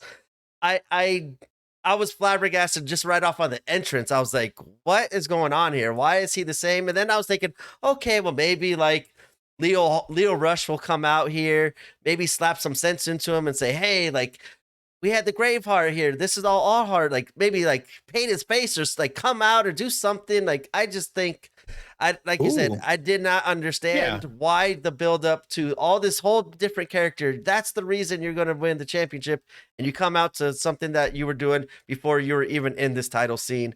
It did not make any sense to me, but I still, like I said, I had some hope. I'm like, well, maybe they're gonna. Leo Rush came out in LA. What was the point of that? We didn't see him in San Francisco. And then, so I'm like, hey, we haven't seen him yet at this night. Maybe this is the night. Maybe he's going to help Blake Christian. Maybe he's going to help change his character. Maybe he's going to cost Blake Christian the match. Like, I was just wondering where Leo Rush fit into this since they introduced him or brought him back a couple weeks ago prior to the show. And it just seemed like it went back to a normal, right, run-of-the-mill GCW Blake Christian match. It's going against the GCW champion. So I was very confused. I was not happy with it. And this kind of goes along with why as you said, the kind of crowd turned on him. And we've said in the past, even when he's cutting these promos, the crowd's turning on him on these promos. Or in his match against Starboy Charlie, Starboy Charlie's getting all the rub and getting all the chants and all that stuff. It's not Blake Christian. It just didn't make any sense to me of why we went away from what the buildup was, why it went away from that. And I was just very confused, and I don't understand it. I didn't understand just before the match even started. I just didn't understand any of that stuff. So I was in a brain lock. Well, I was trying to figure it out because, again, if you just go by storyline alone, I'm like, okay, he changed. Why? I do like the fact that if we did have Leo Rush inserted again, which we don't know how the story ends there, but I would like to have Leo Rush come back and go, what is this shit you're pulling? You're not angry. You're not this. You know how you got to the top. You know how you have the most wins in GCW. You know how you've gotten to where you're at today. You're this guy. And yeah, you might have a bad day. You might be pissed off. Throw that shit off and be what made you great. And then, you know what? He would have come out. He probably would have gotten a huge pop because he's not that asshole anymore. He's a hero. And I think that would have been a nice thing. I do feel sometimes, though, that audible was called quickly. It's none of my business. It's fine. But I'm just saying it was called quickly. And I really feel that the audible was called in the ring because if he was supposed to win that night, he would have won as a good guy. If he was supposed to lose that night, they might as well just put him in bad. I really do think they went out there. The crowd was not receptive. They didn't want to send the crowd home unhappy, especially with all the eyes on him and the spotlight on him at such a big time. I really do feel that was the case. He got booed right on the announcement, right off the gate. Then before Mox even comes out, he's getting his name chanted. He comes out in that Blackpool Combat Club hooded shirt. I thought that looked really good. I love how they do that still. They still represent and acknowledge shit goes on outside of GCW. Yes. I love that. Sorry to interrupt you. I just had to throw that in. I love when they do that shit. No, the only thing else I was going to mention just off the bat before I handed it over to you was when they got into the ring. And again, I'm sorry, you can't really change this. And again, I don't know how to say it good or bad. Mox was noticeably larger. I mean, noticeably larger, and sometimes that takes away the realism that there needs to be just a small amount of realism, otherwise it's not theater. You have to have a little bit of realism with everything, otherwise you still have to go by physics. Physics is still there. I mean, it's really hard for someone who's 165 to crash up to me at 275 and for me to make it look like he knocked me on my ass. It takes a lot of work, and I'm so sorry. I sound very negative at this point on that, but this was definitely one of those things where I just felt like if there was a proper build, I would have gotten behind him more. I needed to know why he changed. I wanted to know more is what I'm saying. And I think if he would have cut something outside of all of this, it would have been a little more helpful. I did like the brawl to the outside. I liked how Blake gets thrown into a bunch of chairs. Then they're fighting at the merch tables. I always think it's funny when they fight at the merch tables because I'm thinking about all those guys and all that money they have laying on the tables. That's why I always feel bad too. Like, I bet you Mox is like, hey, I got some AEW money here. Like, here's $500. I'm going to be, I don't know how much damage I'm going to do, but I'm going to be doing some damage here. So let me make up for it and stuff like that. But going back to, I got a couple points going off of what you said. Like, you made good points how the crowd was booing him before. And I think that's because we were expecting a different Blake. Like, we were being shown this different Blake these last couple of weeks, and then him to come out as the old Blake. I think that's where the crowd's like, wait, where's the gray part? Why, like, you're not really taking this as serious as what you've been saying all this week. So F you then. You're just now here, collect your check and go. You got your title match against the AEW World Champion. You could use that to your name and help build your name off of that, but you kind of didn't complete the gimmick is how I'm looking at it. And I think another way they could have, what I was thinking too, another way to kind of complete this gimmick, because like I said, I was very lost and confused when it came out, but then I'm like, how are they going to save this? Are like, I had a big Leo Rush thing coming in, because Leo Rush for a while did the same thing where he went into his little Blackheart gimmick and he turned his whole entrance around. He changed his whole look around. He changed his in-ring demeanor around. He changed everything around. He changed the way he talked. He changed characters. We actually saw the completion of the character change. While in Blake, as we got this, like, here's this change. Well, now we're going to change this, but then we're going to go backwards on this change. Like, there was just not a complete actual change of character, where I thought maybe at the beginning of this match, new music, new lighting, new hair, new gimmick, new mask, new everything. Here's the new character. Here's what you're going to have that's going to beat Jon Moxley, that's going to carry this company as the new GCW title holder. And they fell flat with that. And I think that's where it's like, I don't understand where, like I said, why the buildup and then they get rid of it. And I think, as you were saying, maybe they called it during the match and stuff like that because of the crowd booing. I just think the crowd was booing because they had no idea what to expect, because we didn't get what thought we were getting all this time. And I just, like I said, with Leo Rush, I thought there had been more of a Leo Rush involvement, but it is what it is. And then your last thing you were saying about the size difference, I don't look too much as the size difference, because, hey, Blake Christian, he can go. He's shown he can do technical stuff. And we've seen it, like, just in wrestling in the past, the smaller guys, they're going to have to use their speed to get away from the bigger guy. They're going to have to cut their opponent in half and bring him to the ground where everybody's the same size. Like, I think Blake had that in him, but once he comes out in this regular character, I don't see the dog in him. I don't see that fight that's going to be able to beat the Blackpool Combat Club and Jon Moxley. Like, I just didn't see it. Oh, and going back to real fast, I went back to the Blackpool sweater. Like, how I loved seeing that in GCW. I loved around this time last year when Moxley became the GCW title holder and beat Cardona, and then the next night he shows up on AEW programming wearing a GCW sweatshirt. He didn't carry the GCW title, which I was a little disappointed on, but at least he got to represent GCW with the sweater. So, like I said, I love them acknowledging that other companies exist and not like, hey, they're our own. I just loved all that. And this match, like I said, I from the entrance, I was like, okay, I'm going to get a little sour on it, because this is where we've been kind of souring as fans on Blake Christian. There just needed to be more to make him more believe. Like, right away, I was like, okay, he's not winning this match then. There's no way that's happening. I don't see any way that they're going to bring Leo out or some way to kind of get this bad out of Blake Christian. He did hit the ring post outside and cut himself, and that's where I'm like, he started kind of crawling underneath the ring. I thought maybe that's where my thought's going to be right. Maybe Leo's underneath there, and maybe like they'll quickly bring out the black mask or something like that. Something like as a distraction. Like maybe Blake had something up his sleeve, but unfortunately Blake just was bleeding and came back in and continued to take an ass whooping from Jon Mox. Yeah, I love how Mox will like keep busting him open, trying to work on it little by little. Yeah, the crowd was pro Moxley the whole match. It wasn't for the lack of trying, though. Right off the bat, we had Moxley out there giving everybody the middle fingers. I mean, he was really trying to get heat in any way he could, and unfortunately, middle fingers is like an "I love you" in GCW, Stone Cold style. Yeah, and then there was a lot of Blake offense in this. They really did a lot to make sure he had a lot of offense. They made sure that he was on the offensive the whole time. There was a point where there was just an awesome Blake superplex that went on. But it's just overall, they spent probably 3/4 of this 16-minute match making sure that Blake really did look good. But overall, the crowd just wasn't into him, man. And that's unfortunate, because I really like the kid. I think he works his fucking ass off. And I even say now, I go, well, it doesn't reflect on him. I think the storyline or something that happened with it is bad. Boo the storyline. Motherfucker's still badass. That's all I kind of wanted to say in that aspect. Yeah, like I said, this is no fault, but he is a tremendous wrestler. All his matches are really, really, really good. Yeah. The only like leading up into this match, I know we've talked about it. Like, I just didn't understand why he was the only one getting all the time to change his character.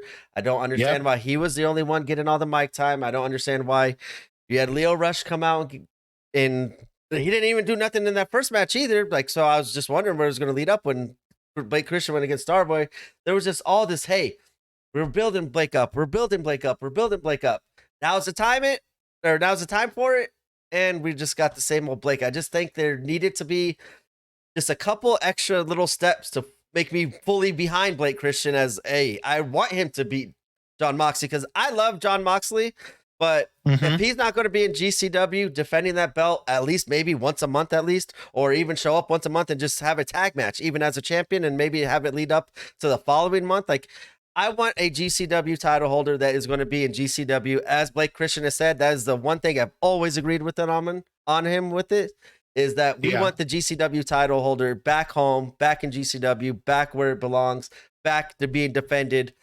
Yeah, not if on a weekly basis. I know that's too much. You got to build some storylines here or there, but that title is actually going to be on each show, though. Whether it be, hey, I come out, cut the promo, I come out and I defend it, I come out and do a tag match with it, I come out and do commentary with it. It is out there for the fans to see that they have a actual representing an active champion.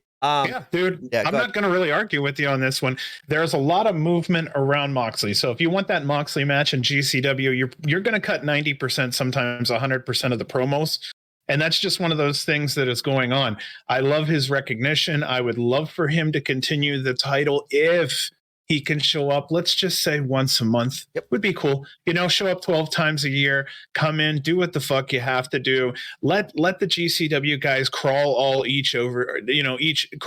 each other to get to you. And then when it's time, it's promo time. Just give me 2-3 promos a month. Give me a date a month, 2 to 3 promos a month. I'd be damn happy. Let the guy go over there and carry our belt. I'm cool with it. It's just, I think what's going on is everybody just wants to make sure we get our belt defended, because I think our belt is our crown jewel. And I don't know what else can I really say about it. It's our crown jewel. We like seeing it defended, man, and we love seeing someone carry it because we're proud of it. Yeah, belts are an important part of wrestling. Yeah. They're there for a reason. Like, yeah, man. They're not. That's why there's multiple belts. So that way, hey, if this one belt isn't being defended all the time, we have the Ultra Violent Championship that can be defended when Mox isn't here. But we still want to see Mox be our world champion. I don't like the part-time stuff. Like, and I get he's got AEW. I get he doesn't need to be on GCW every single week. Yeah. But like you said, like how I said too, once a month, even just for. Show your face, hold the title, say that you really care for us. And I'm not saying he doesn't care. I know there's a bazillion issues with his other company, AEW. He just has a brand new kid. He's going through what he went through earlier this year. There's a lot of stuff going on. I get it. I understand it.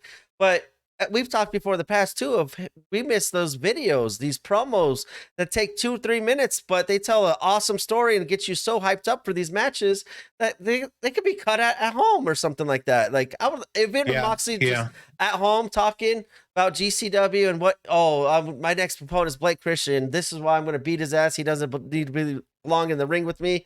Boom. That's got my attention even more now for this match and other fans too. Quick, easy fix. I just want to see the GCW title being defended more. And we could like kind of going back to during this match, like Nick Gage was on commentary, and Nick Gage is one of John Moxley's rivals in GCW and other companies. And like even him, like we talked about him, like he might not be able to go as much as before, and that's fine. He's earned it, but just show up, get your entrance in, get the Nick fucking Cage, MDK all fucking day. Just get that in. That's fun. That's enough for me. Like I'm good.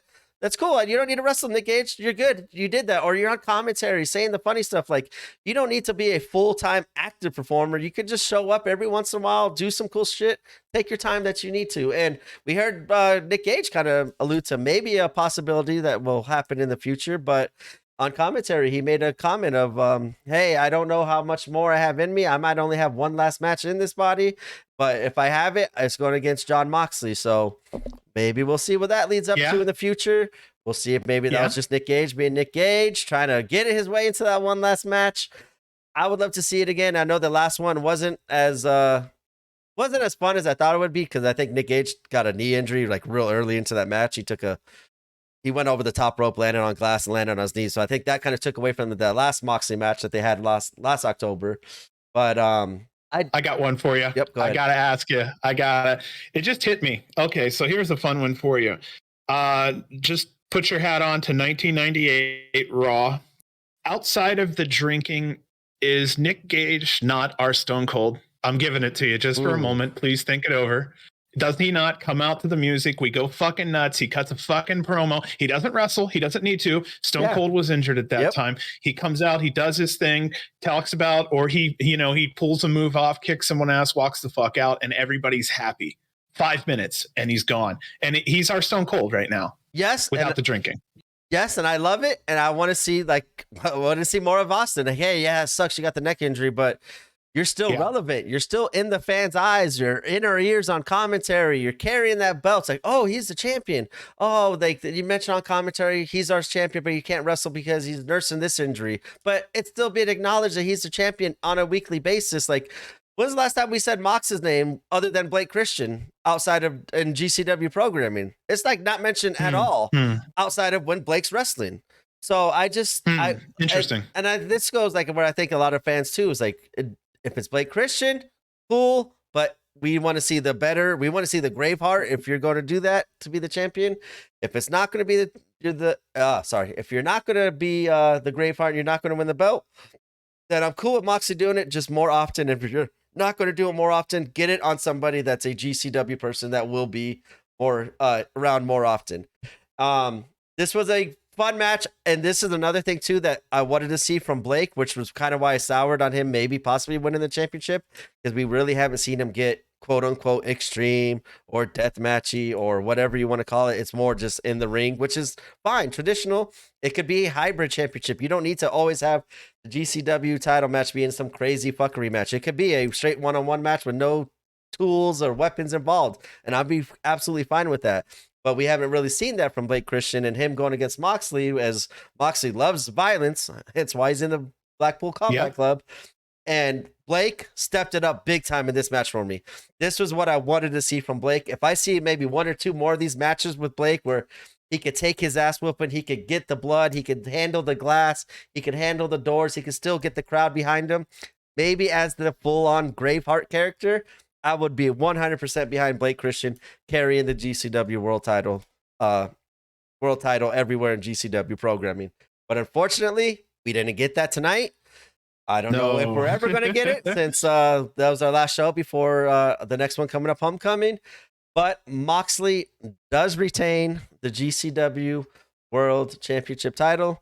And I don't know where we go from here at this point on this show.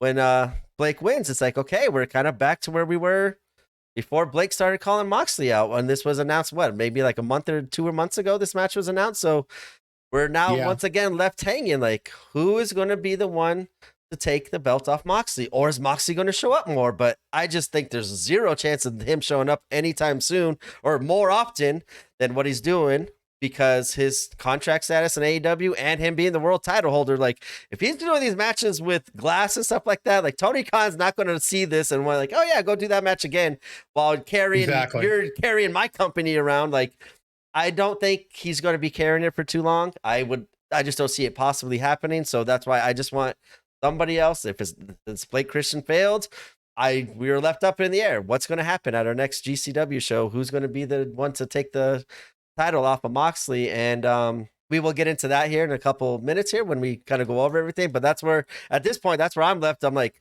where do we go from here now? We have our biggest show coming up, in my opinion. GCW's biggest show of the year's Homecoming weekend. Last year was the Cardona show, and that just brought like their viewership and the eyes on GCW to another level. And now with the same title holder and only 2 weeks to build to this match, I don't understand, or I didn't understand. I don't know what's going to happen. Like, what is going to happen on Homecoming, on your biggest WrestleMania show, of how I call it, your WrestleMania show, your biggest show of the year? We're kind of still back of where we were 3 months ago of uncertainty. Dude, honestly, you want to fuck with my emotions? Give me the bittersweet loss of Moxley, and then give me, let's just say, an FE win. You want to talk about messing with someone's emotions? Give me the happy and the sad all at one time. Because yeah, there's a lot of people, including me, wanting Mox to do his thing, and if not, go ahead and drop it. I really wish there was more build, especially if this is going to be the one where he takes the title. I'd love to see more build out of Effie, but I couldn't see anyone take that title off of Moxley that people would cheer more than Effie. So Yes. I just kind of wanted to mention that I think this is just a good time, that if they were going to take it off of someone, this is the one to take it off of. I ran through names in my head. I couldn't think of someone that would be able to sit there, that's been there day in and day out as much as him right now. Effie also has the veteran mind on his head, so he knows in his head, so he knows how to treat the title. He knows how to talk. He knows how to act with the title. So I think for right now, he would be a great placeholder if we needed one. And I think a title reign from him would be fan-fucking-tastic. I don't know if he's ever had a GCW title run. Do you know it all or no? No, I Oh think my he's God, only had fantastic. I think he's only had one GCW World Title match, maybe two. I don't know if he went against RSP for the title. I know he went against Nick Gage for the title.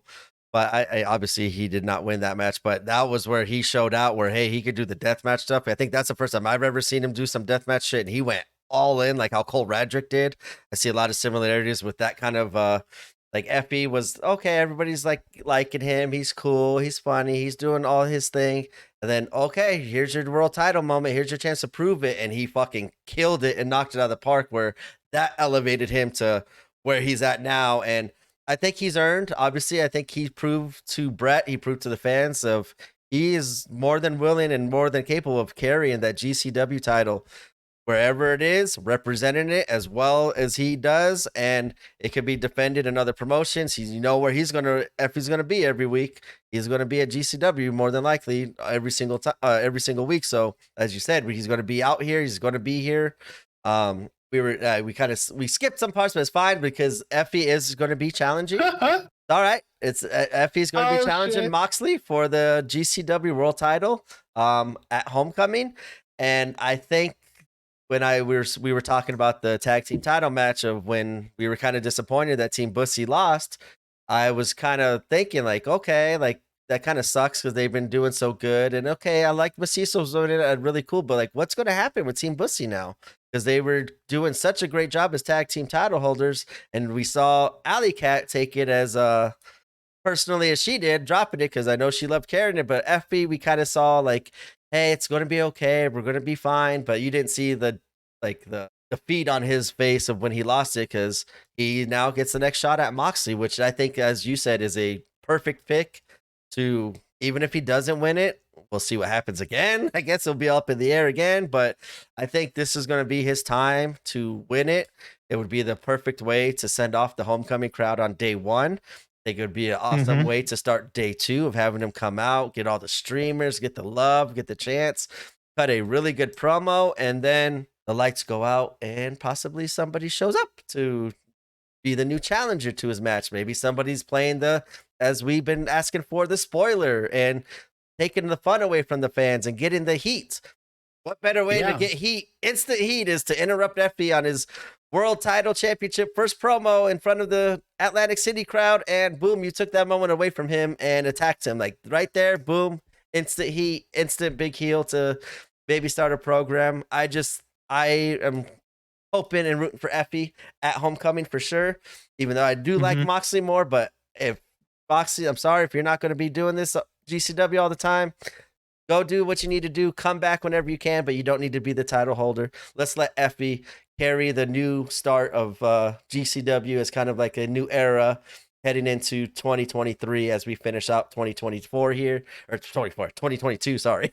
And that's okay. Keep on leading us into the next evolution maybe of GCW, because like I said, I've been kind of seeing, like, I've been wanting, like, not a restart, not a like, oh, we got to get better. Like, I just want to like refresh. Some of our older guys are taking some time off because they've been getting their ass off carrying this company, and they deserve this time off, and they deserve the recognition of, hey, I don't need to wrestle every single week.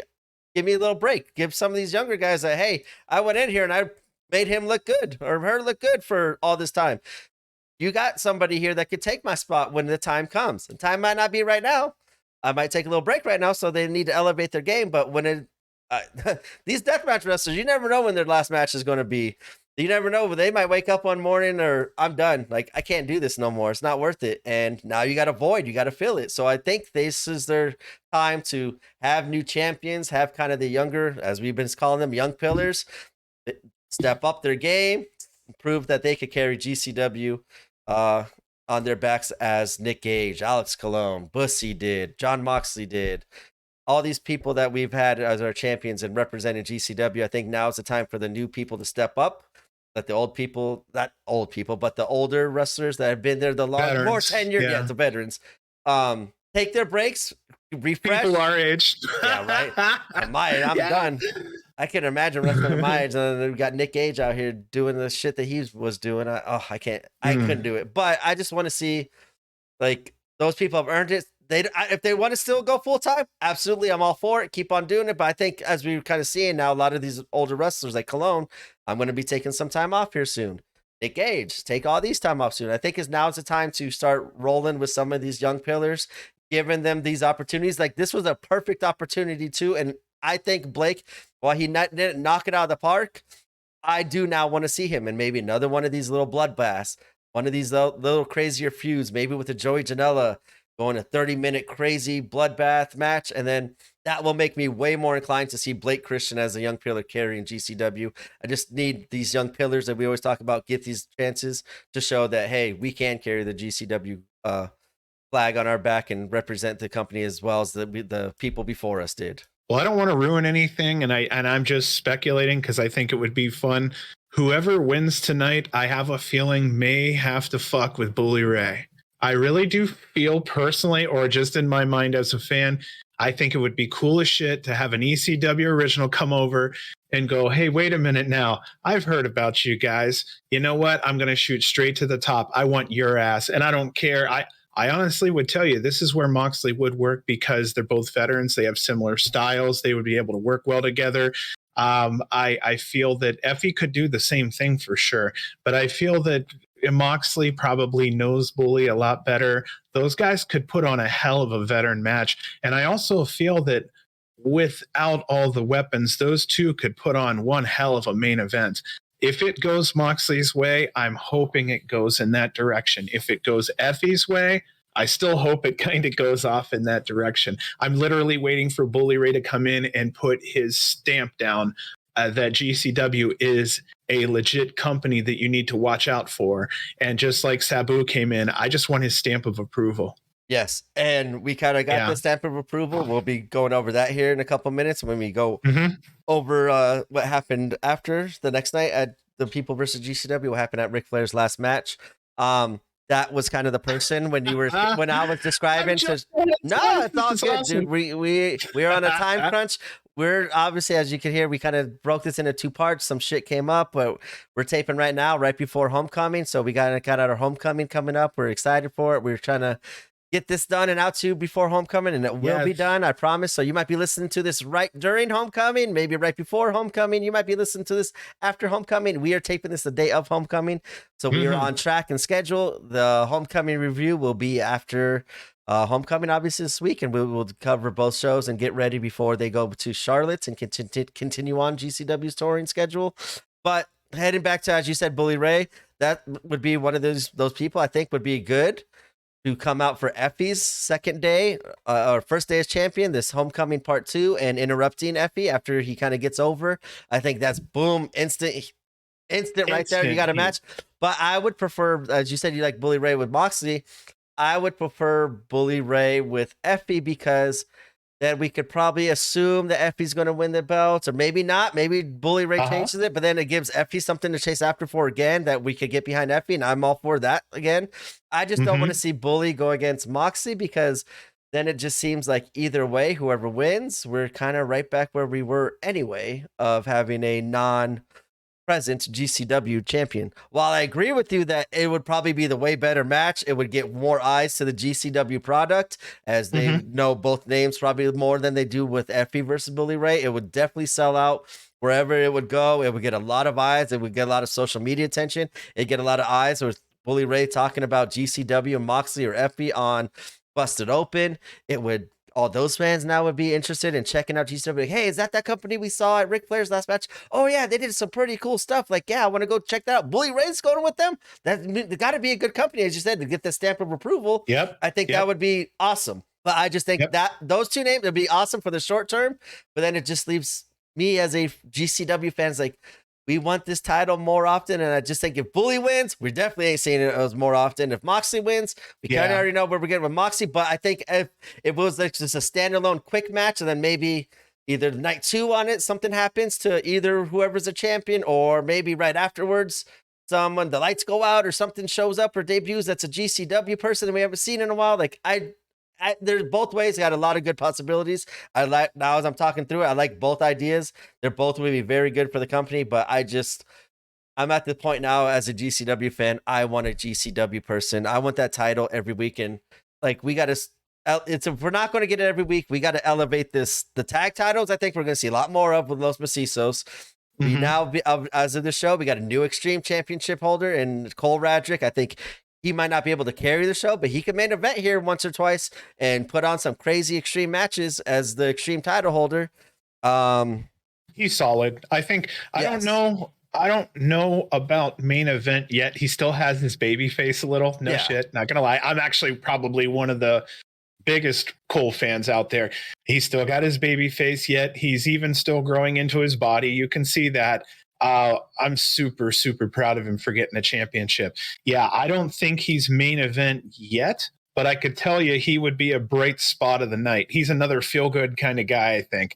So same thing. They need to elevate that. They need to elevate his title. They need to elevate the tag title. Yeah, I 100% agree with you, brother. That was like my point right there. Is like elevate. Like they are not there yet. So obviously they need to do more if they're going to have the GCW title. Like, carry the show, because if we don't think Cole Radrick's ready for it yet, but he's doing damn good, he might be there.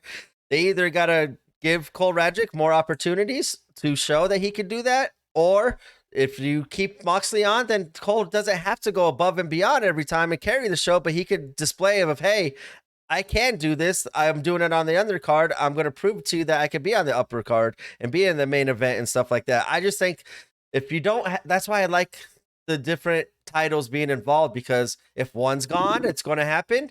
Elevate the other, make them all important, make every title important, and make it main event style, and bring it out and say, hey, the tag team championship is a big deal. Los Macisos going against Jordan Oliver and Nick Wayne. Give a rematch. Says, hey, you guys pushed us to our limits before we won the title. We're the champions now. Maybe give Jordan and Nick Wayne a possible victory it's a 3-way match with Blake Christian going against SGC. I would like that to be a tag match to kind of elevate maybe Jordan and Nick Wayne to get a surprise victory over SGC at Homecoming, and then boom, now you got your next title match of we've seen what kind of crazy magic Los Macisos and they had. Boom, you got new title contenders.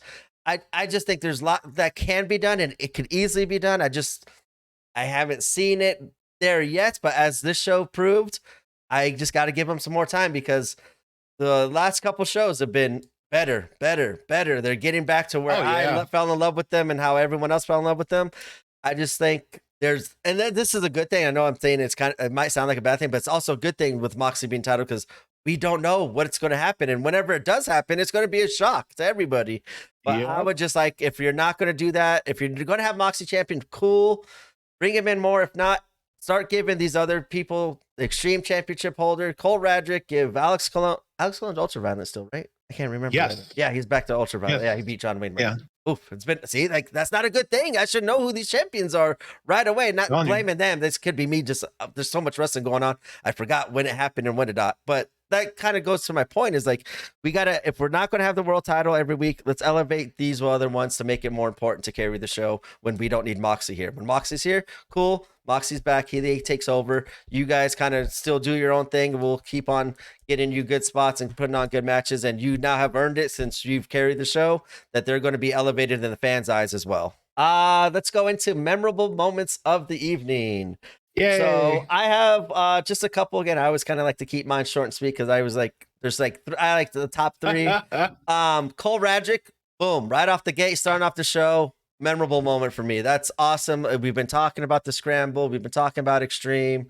I like it. I love it. Kind of going off of this, they did announce another match of Cole Radrick. I don't know. We'll talk about that in a preview of the next couple shows, but they're going to, seems like they're kind of keeping the Extreme title in a scramble version, as he's got to defend it in a scramble match another time. But him winning it, awesome seeing it. He's definitely earned it. He's been on a roll. Now it's his time to prove, hey, I proved I could be a champion. Now let's prove I could be a even bigger champion and a better champion representing this belt. The second memorable moment for me is Jordan Oliver winning against Bandito. Like, that was a shock to me and Pop. It was a good match. I popped hugely on that. And last memorable moment, it kind of wasn't I'm in my mind. What's happening with Leo Rush? Why was he brought back and not used on this show? Or you haven't announced him for future shows? What's next for Blake? What's next for Mox? Yeah. What's next for Leo? What's next now, as we had announced for Effie? What's next for Alley Catch? My last memorable moment was like, what is next for all these things? And that's why I was so excited to talk about this show, because there's so many what ifs. What's next? What's going to happen? And that's a good feeling to feel as a wrestling fan. But it's also a little bit troublesome and worrisome, as like, hey, I'm not getting what I want or what I think is good, but let's see. Maybe they have different ideas better than mine, in which they have proven time and time again that they have been. So I just wonder, my last moments, what's next? What is going to happen for the next version of GCW coming into Homecoming, and what's going to come out of Homecoming that came from this show as well? Well, you know what? I always bite off more than I can eat, so I've got a couple more than three. So here we go. Right off the bat, what was most important to me was there was 124 minutes of wrestling on a 3-hour and 14-minute show. That includes an intermission that normally runs between 15 and 18 minutes. Right off the bat, I thought that was fucking awesome. Seeing the heavyweight title defended, absolutely wonderful. That's what we've been asking for. That's what the fans want. We got it there. There was only one match under 10 minutes. That was the scramble. You know, the return of the little show, Deppin's longest hat launch to date. I mean, these are things that are really important, you know. The 6-man tag team, Black Taurus, really showing out. I want to see more. Nick Wayne being home after the bomb scare. Eventually, I want to talk about maybe down the road. I'm really already ready for Bussy's reign number 2 for the tag titles, you know, not against it. Most important thing, I'm just going to probably stop here because, well, Jordan and Wayne using cloud cutter finishes. I want to make sure we do that because that really pushes the tag team there. Yeah. But the last thing I want to mention was Nick Gage cutting that historic promo. Oh yeah, I forgot about that. that should be a memorable moment for me. No, absolutely. You know, he's cutting that promo and he's talking about kicking that fucking door in. And in my head, I'm going back to the 90s going, invasion. The whole time, you know, I'm losing my shit. I'm like, oh my God, there's going to be an invasion. I didn't even know how to handle that, you know, and I just, so basically I actually had it written down. So he basically says this. So Conrad, you got a fucking problem with me? You got a problem with GCW? You didn't give us an invite, Conrad, and I'm going to give you a fair warning right fucking now. We're coming to that auditorium, and you can call the cops. You can call pussy ass Atlas Security, but GCW is going to kick that fucking door down, and we're going to take over that motherfucker. That's quoting exactly what he said, you know, straight to Conrad. So, I mean, we're going to look back on that 20 years from now, hopefully, and see that was a historic promo. I lost my fucking shit. I was like a kid all over again. I'm the same way. Like I said, I popped on that. I the only reason I forgot as a memorable moment for me is because we're recording now right before Homecoming. My mind is now kind of going into the Homecoming mode and what's going to happen after Homecoming. I totally forgot. Like, that was probably the memorable moment for me that night was, holy shit, are we going to get an invasion angle? Like I said, I popped big. I was texting you. I was texting my other friends, like, do you see this? Like, watch this. This is what's going to happen. This is what I think is going to happen. Like, that was the huge memorable part of the night for me. Like that is absolutely the most memorable part of the evening for me as well. Did we cover the Flairs Last Match Bunkhouse Battle Royale that happened the next night? Man, I got notes on it. It's not like I've already talked about it twice. I think something big happened that night that we've kind of alluded to. So yes, I say we covered that just a little bit as a little extra part of this podcast, because I know we are the GCW podcast, but this was not a GCW show, but this had a lot of GCW involvement, as you were saying, with the Nick Gage talking about invading the show. So, go ahead.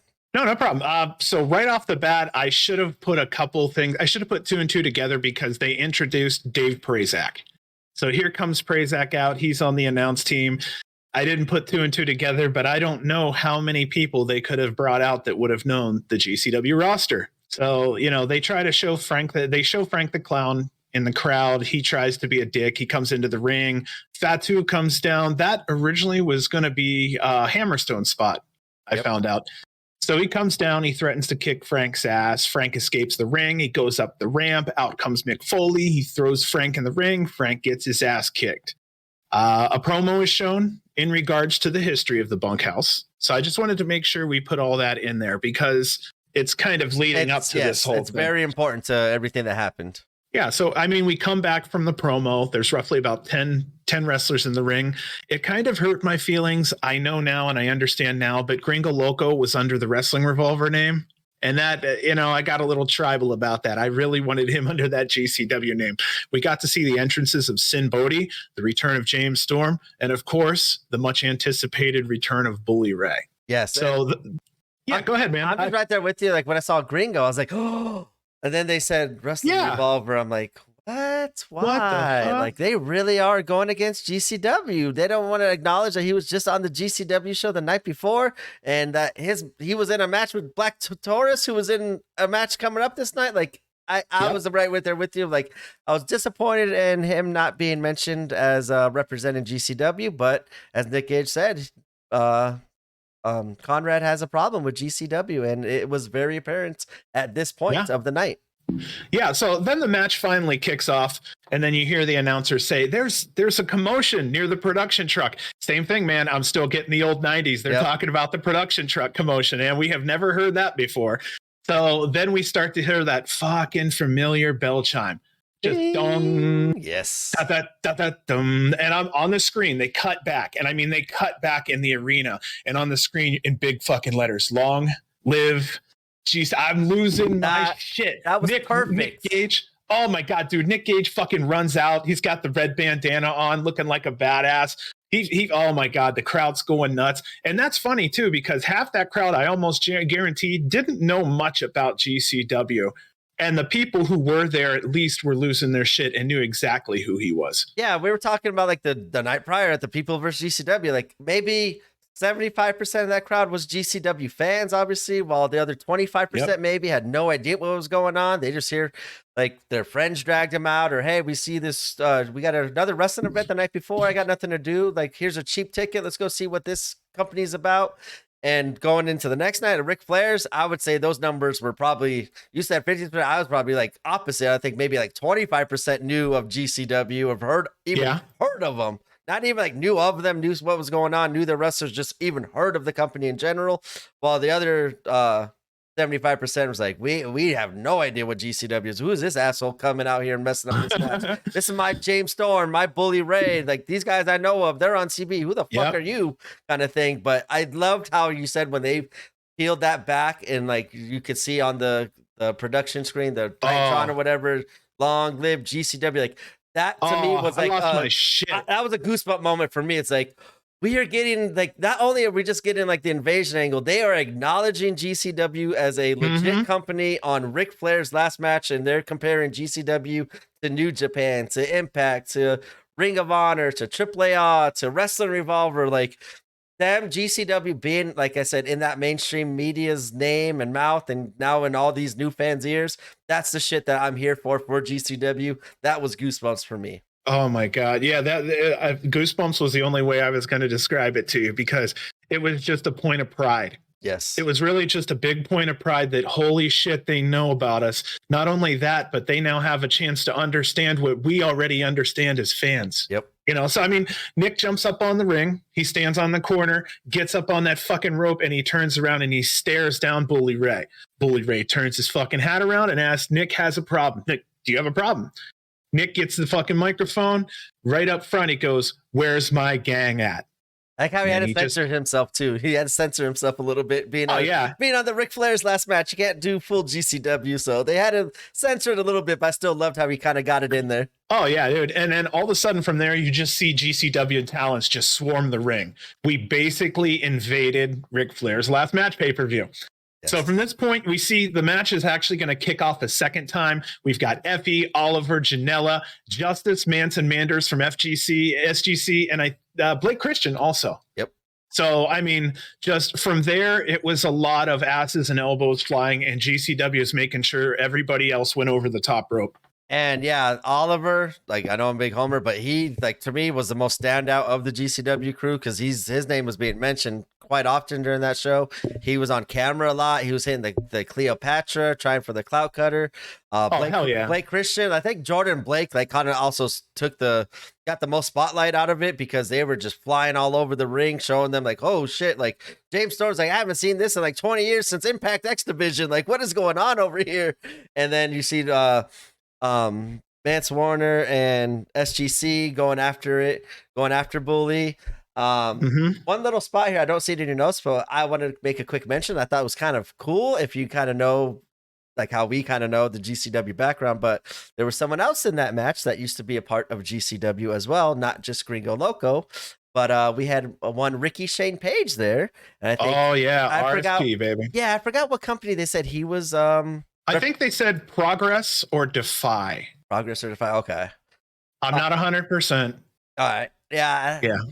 Whatever. Anyway, he was in the match, and I thought that was kind of interesting since he has a little history of, especially recent history with GCW.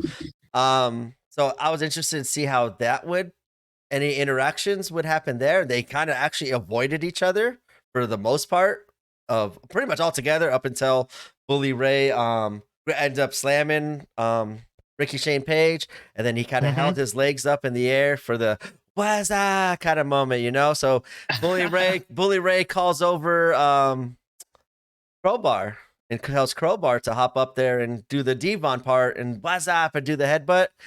Well, as Crowbar's up there, and before he could do the "what's up," this was what funnest part for me is watching Effie run over there, push Crowbar down. He's like, "No, this is my spot.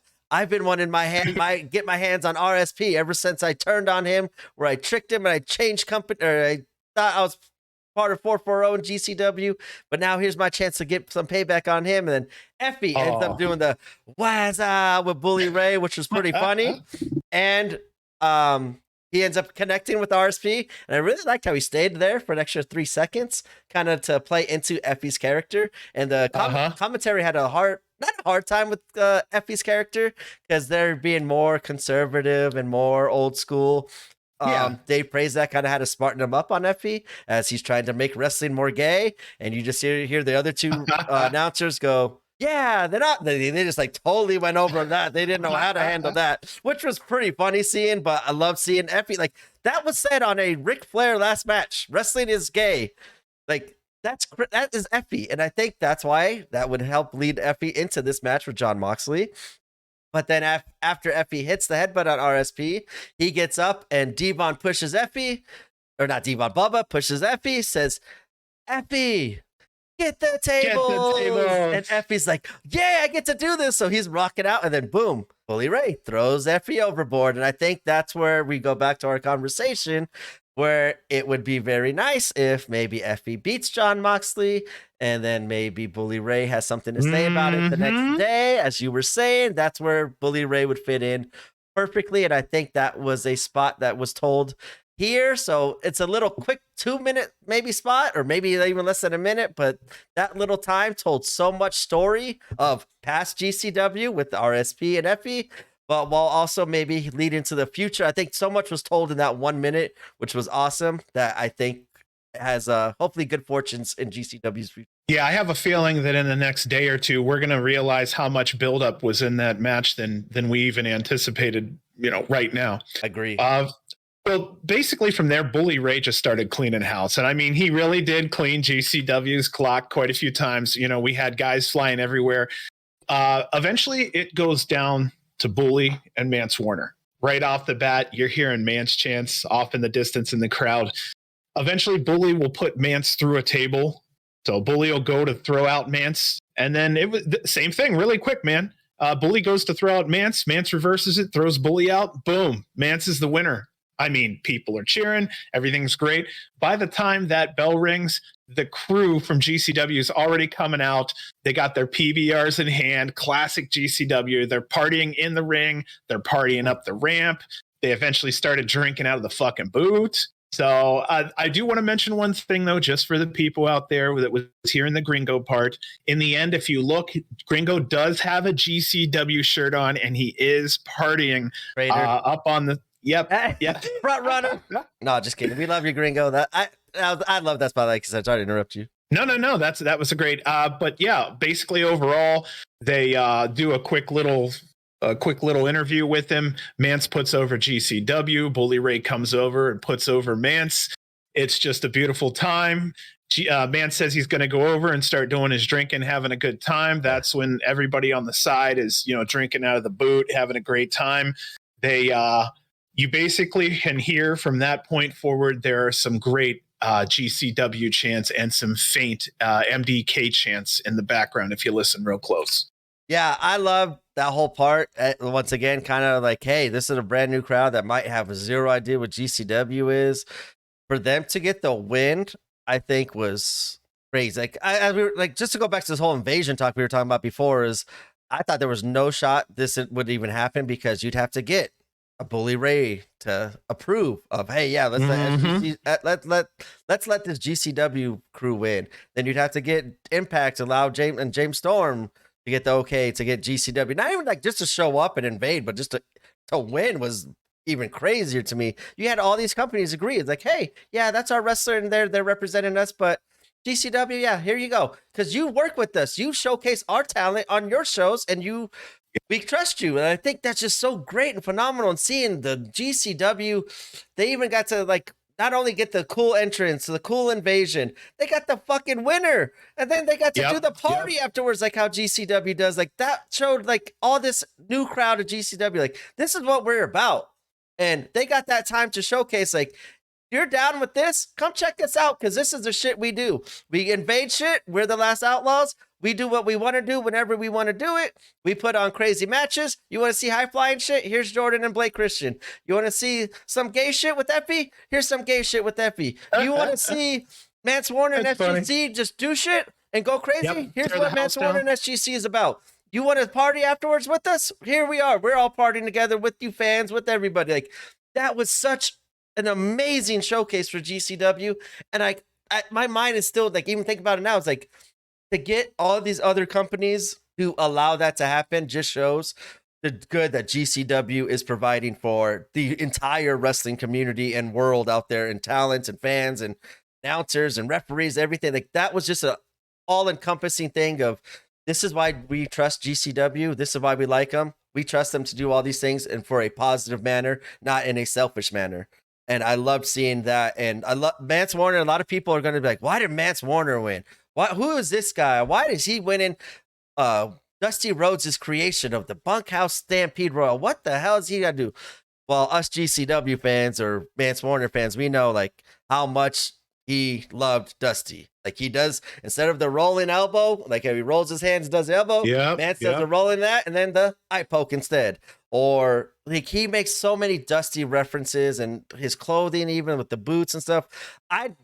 Anyone in that match, there was only one person. Like, once I saw Manser in that match, I was like, he's the only one in there that's worthy of winning. Like, I couldn't tell you who I think would be more deserving, who would represent it. That belt and that belt buckle, or sorry, that boot and that belt buckle more, who it would mean to the most, instead of like, oh, I won, I'm this champion, like I deserve it because I'm a big name. Like, he freaking deserves it. And you could tell how much that meant to him, especially at the end. He got to interview with Tony Schiavone, which is, as we all, if we follow Mance Warner's Twitter, it's all freaking WCW stuff, and him being able to talk with Tony, and Tony like, hey, this is a long time coming, buddy. Like, that was just goosebumps. The whole thing was just crazy to me and goosebumps, and I loved it. And I did want to give out to another a shout out during that match to another GCW competitor, a more recent one in Commander. Yes, there we go. Thank you. Yes. I almost forgot. Commander got to do that awesome the running the rope spot and the plancha, but he didn't get the height that he normally gets because these ropes, because it was for Ric Flair's last match, they they totally changed the ropes up and made them more loose and stiff, so that way to protect Ric Flair during his match. He wasn't able to get that bounce. There was a lot more give on those ropes, so that way, like when it's time for Ric Flair's match, it's going to protect him and stuff like that, and it protect it. The reason it's to protect Ric Flair, but that because it wasn't so tight, I wish it was tight so that way the whole crowd of the Ric Flair Last Dance could see Commander and how much height he normally gets on those things. He like kind of like didn't stumble, but the rope just did not have that give, like had too much give in it where he wasn't able to bounce up and get the height. So he kind of just at the last second kind of turned it into like a kind of like a Phoenix kind of splash looking thing and jumped to the outside, but he eliminated himself. And then like he's trying to get back in and everyone's like, no, you can't get back in. And I loved how an announcer, I think it was Dave Prazak, goes, well, his main language is Spanish. So that way he didn't understand the rules. I was like, I didn't like that reasoning, but at least it gave a reasoning to why he decided to eliminate himself. But it was also a cool way to eliminate yourself to show off like, hey, this is what Commander does for GCW. So I was kind of hoping Commander would have got a GCW rub with that as well. But I am happy with the GCW regulars getting that rub as much as they did during that match. So here's how I would have booked that, because I always have some weird creative BS in my head. I would have booked it like this. Nick comes out, goes, where's my gang at? And you see Loco, and you see Commander turn around. Yeah. Let's just say they're already in the ring, and you see him rip their shirts. Yes. And you see the GCW shirts. And then from there, all of a sudden, you see people come in. And, we had some spies, Those guys were already working under different companies. Nope. We were taking over. We were already here. Yeah, like, hey, we got our footprints in Impact. We have our footprints in NWA. We have our footprints in AAA and New Japan. Like, this will show the crowd, like, oh, like, he's wrestled for GCW. I've seen him on AAA. I didn't know he had GCW. Now I want to check out GCW stuff. That would have been awesome. You are 1,000% right there. That would have been cool. Yeah, I mean, that would have been a great introduction. Again, I'm playing with someone else's toys, but right. I think I would have put that in there just because the 90s. Just because the 90s. Yeah, someone rips off a shirt or takes off a shirt. Who's boom, joining? It's the Wolf Pack. Yep. Boom, it's, Who's joining NWO this week? Who's got the shirt on that says like their logo that, take it off at NWO, like how you said. That was perfect. Yeah. And there wasn't another company in this show that got as much of a spotlight as GCW should. You see MLW in a match here. You see NJPW here. But I mean, they gave us a certain amount of time where they just let us shine. And I thought that was beautiful. The only other thing I wanted to say about Bully Ray was that he's one of the few guys that we've seen lately come through that's a veteran that actually will give us more than they'll take from us. You know what I mean? Yeah. Like, we'll have Pac come through and he's not giving us as much as he's getting something from us. He's getting to have that match. He's getting to see that he can still go. He's also getting the love of the GCW fans. We freaking love him. I'm just saying with Bully Ray, Bully Ray doesn't need to come in here and get a final anything. Bully, I think, is coming in to try to elevate I hope he's coming in to elevate the product. Yeah, I mean, this battle royal was great, though. There was one other spot that kind of let GCW shine. There was a match that was going on. It was a 4-way. We had Takeshita versus Alan Angels versus Nick Wayne versus Gresham. It was really good. I'm not going to go over this piece by piece because it wasn't all Nick Wayne, but I will say that announcing had plenty of nice things to say about Wayne, and it was really obvious that the crowd was impressed with what Wayne was doing.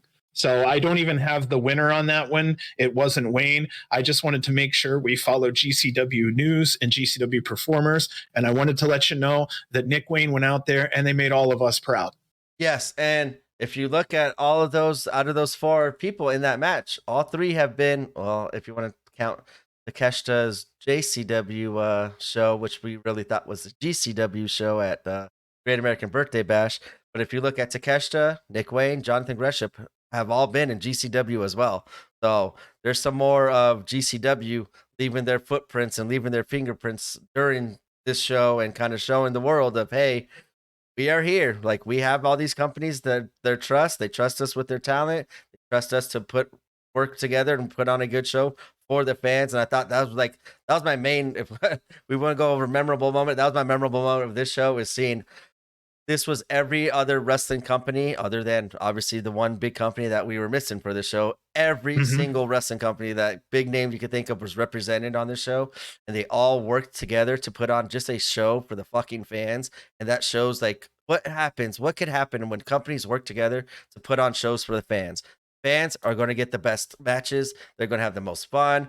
Companies, they're all going to work together. They're going to benefit from being exposed to new talent and new fans.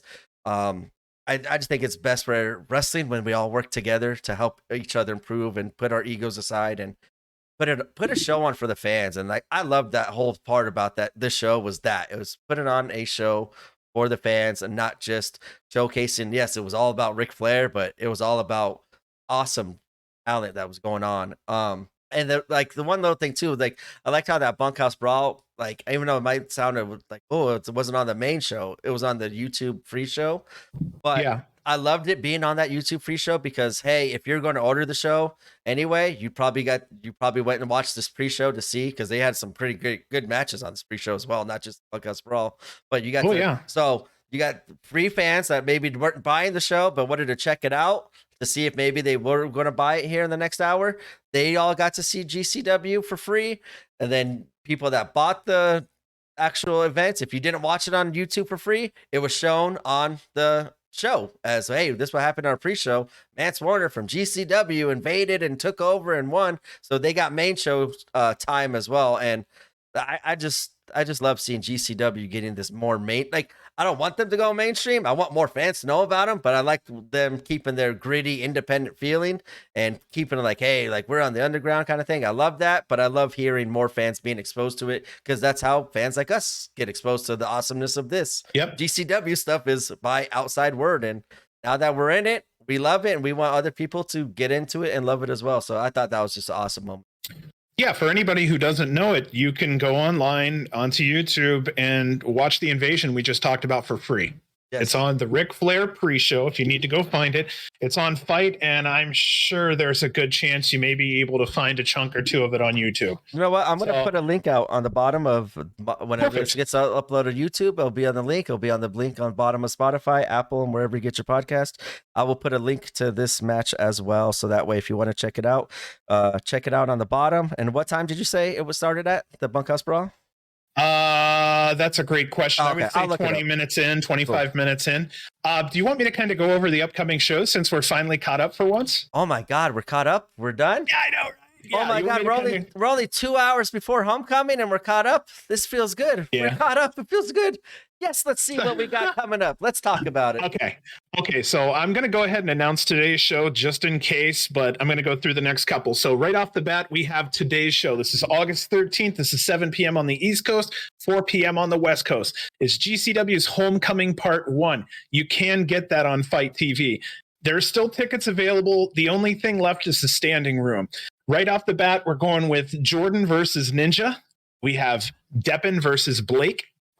We have Cole Radrick versus Charlie, which we haven't seen in a long time. John Wayne Murdoch versus Matt Tremont. Oh, who is going Wayne versus Wayne and Starboy. Nick Wayne, okay. Nick Wayne and Starboy. Los Mestizos versus the frickin' Briscoes tonight. That's going to be crazy. Cologne versus Yamashita. And for the GCW World title, Mox versus Effie. That's going to be a fantastic match. Later on tonight, this is 11:30, so this is going to be a midnight show on the East Coast, but we're looking at 8:30 on the West Coast. We're going to be looking at Team Reefer versus Team Too Hot. We have Axton versus Lando. Connors versus Caesar. Thank God Connors is back. Sorry, I got to interrupt you. No. Everett Connors is back. We got to show him the love. Get him to stay here in GCW, JCW. I'm sorry. I'm so excited I had to interrupt you. I'm so fucking happy that Everett Connors is back. Let me know, Everett. No. We've got the Kirks versus Big Vin and Sawyer Wrecked. Oh my gosh. Slade versus Justice. Maki Ito versus Billy Starks. And then we have Mason versus Charlie. That's the second show of the night. Then tomorrow we're looking at 4 p.m. East Coast. I believe that's 1 p.m. On the West Coast. Yes. We're looking at GCW Homecoming Part 2 on Fight TV. The only tickets available right now are standing room only. So we're going to probably start with a scramble. We have Bailey versus Lando, Rena versus Sawyer, SGC versus Blake, Jordan, and Wayne, Maki Ito versus Sheik, Macisos versus Cologne and John Wayne Murdoch, Bussy versus Charlie and Connors, the Cardona wedding, Ninja versus Blackwood, and that would be it. And right. Thank you for that blazing preview of the upcoming episodes, Excalibur. I mean, John, you really went through all that, but they have a lot coming up. GCW's got a lot of stuff coming up. Please, I know it's right now in about 2 hours, hour and a half. Check out Homecoming. Check out both nights, and also check out JCW on YouTube, because that is one hell of a card as well. That is it. We're all caught up. We are finally on schedule with the GCW crazy schedule. So enjoy Homecoming. Enjoy all the fun festivities tonight. On behalf of myself and on behalf of Mr. John J. Wolf, is there anything you would like to say before we head out of here, John? No, I'm fucking excited to have a great weekend, and I just wanted to thank everybody for listening. Yes. I'm thankful, man. Yes, keep on listening, keep on spreading the word, checking out YouTube. Hit us up on our social media. It'll be at the bottom of all the Spotify, Stitcher, Apple, YouTube, all that stuff, all of our information, our Twitter, where to find us, where to watch on YouTube will be on the bottom of wherever you are listening to this podcast. And on behalf of myself and John J. Wolf, long live GCW. W.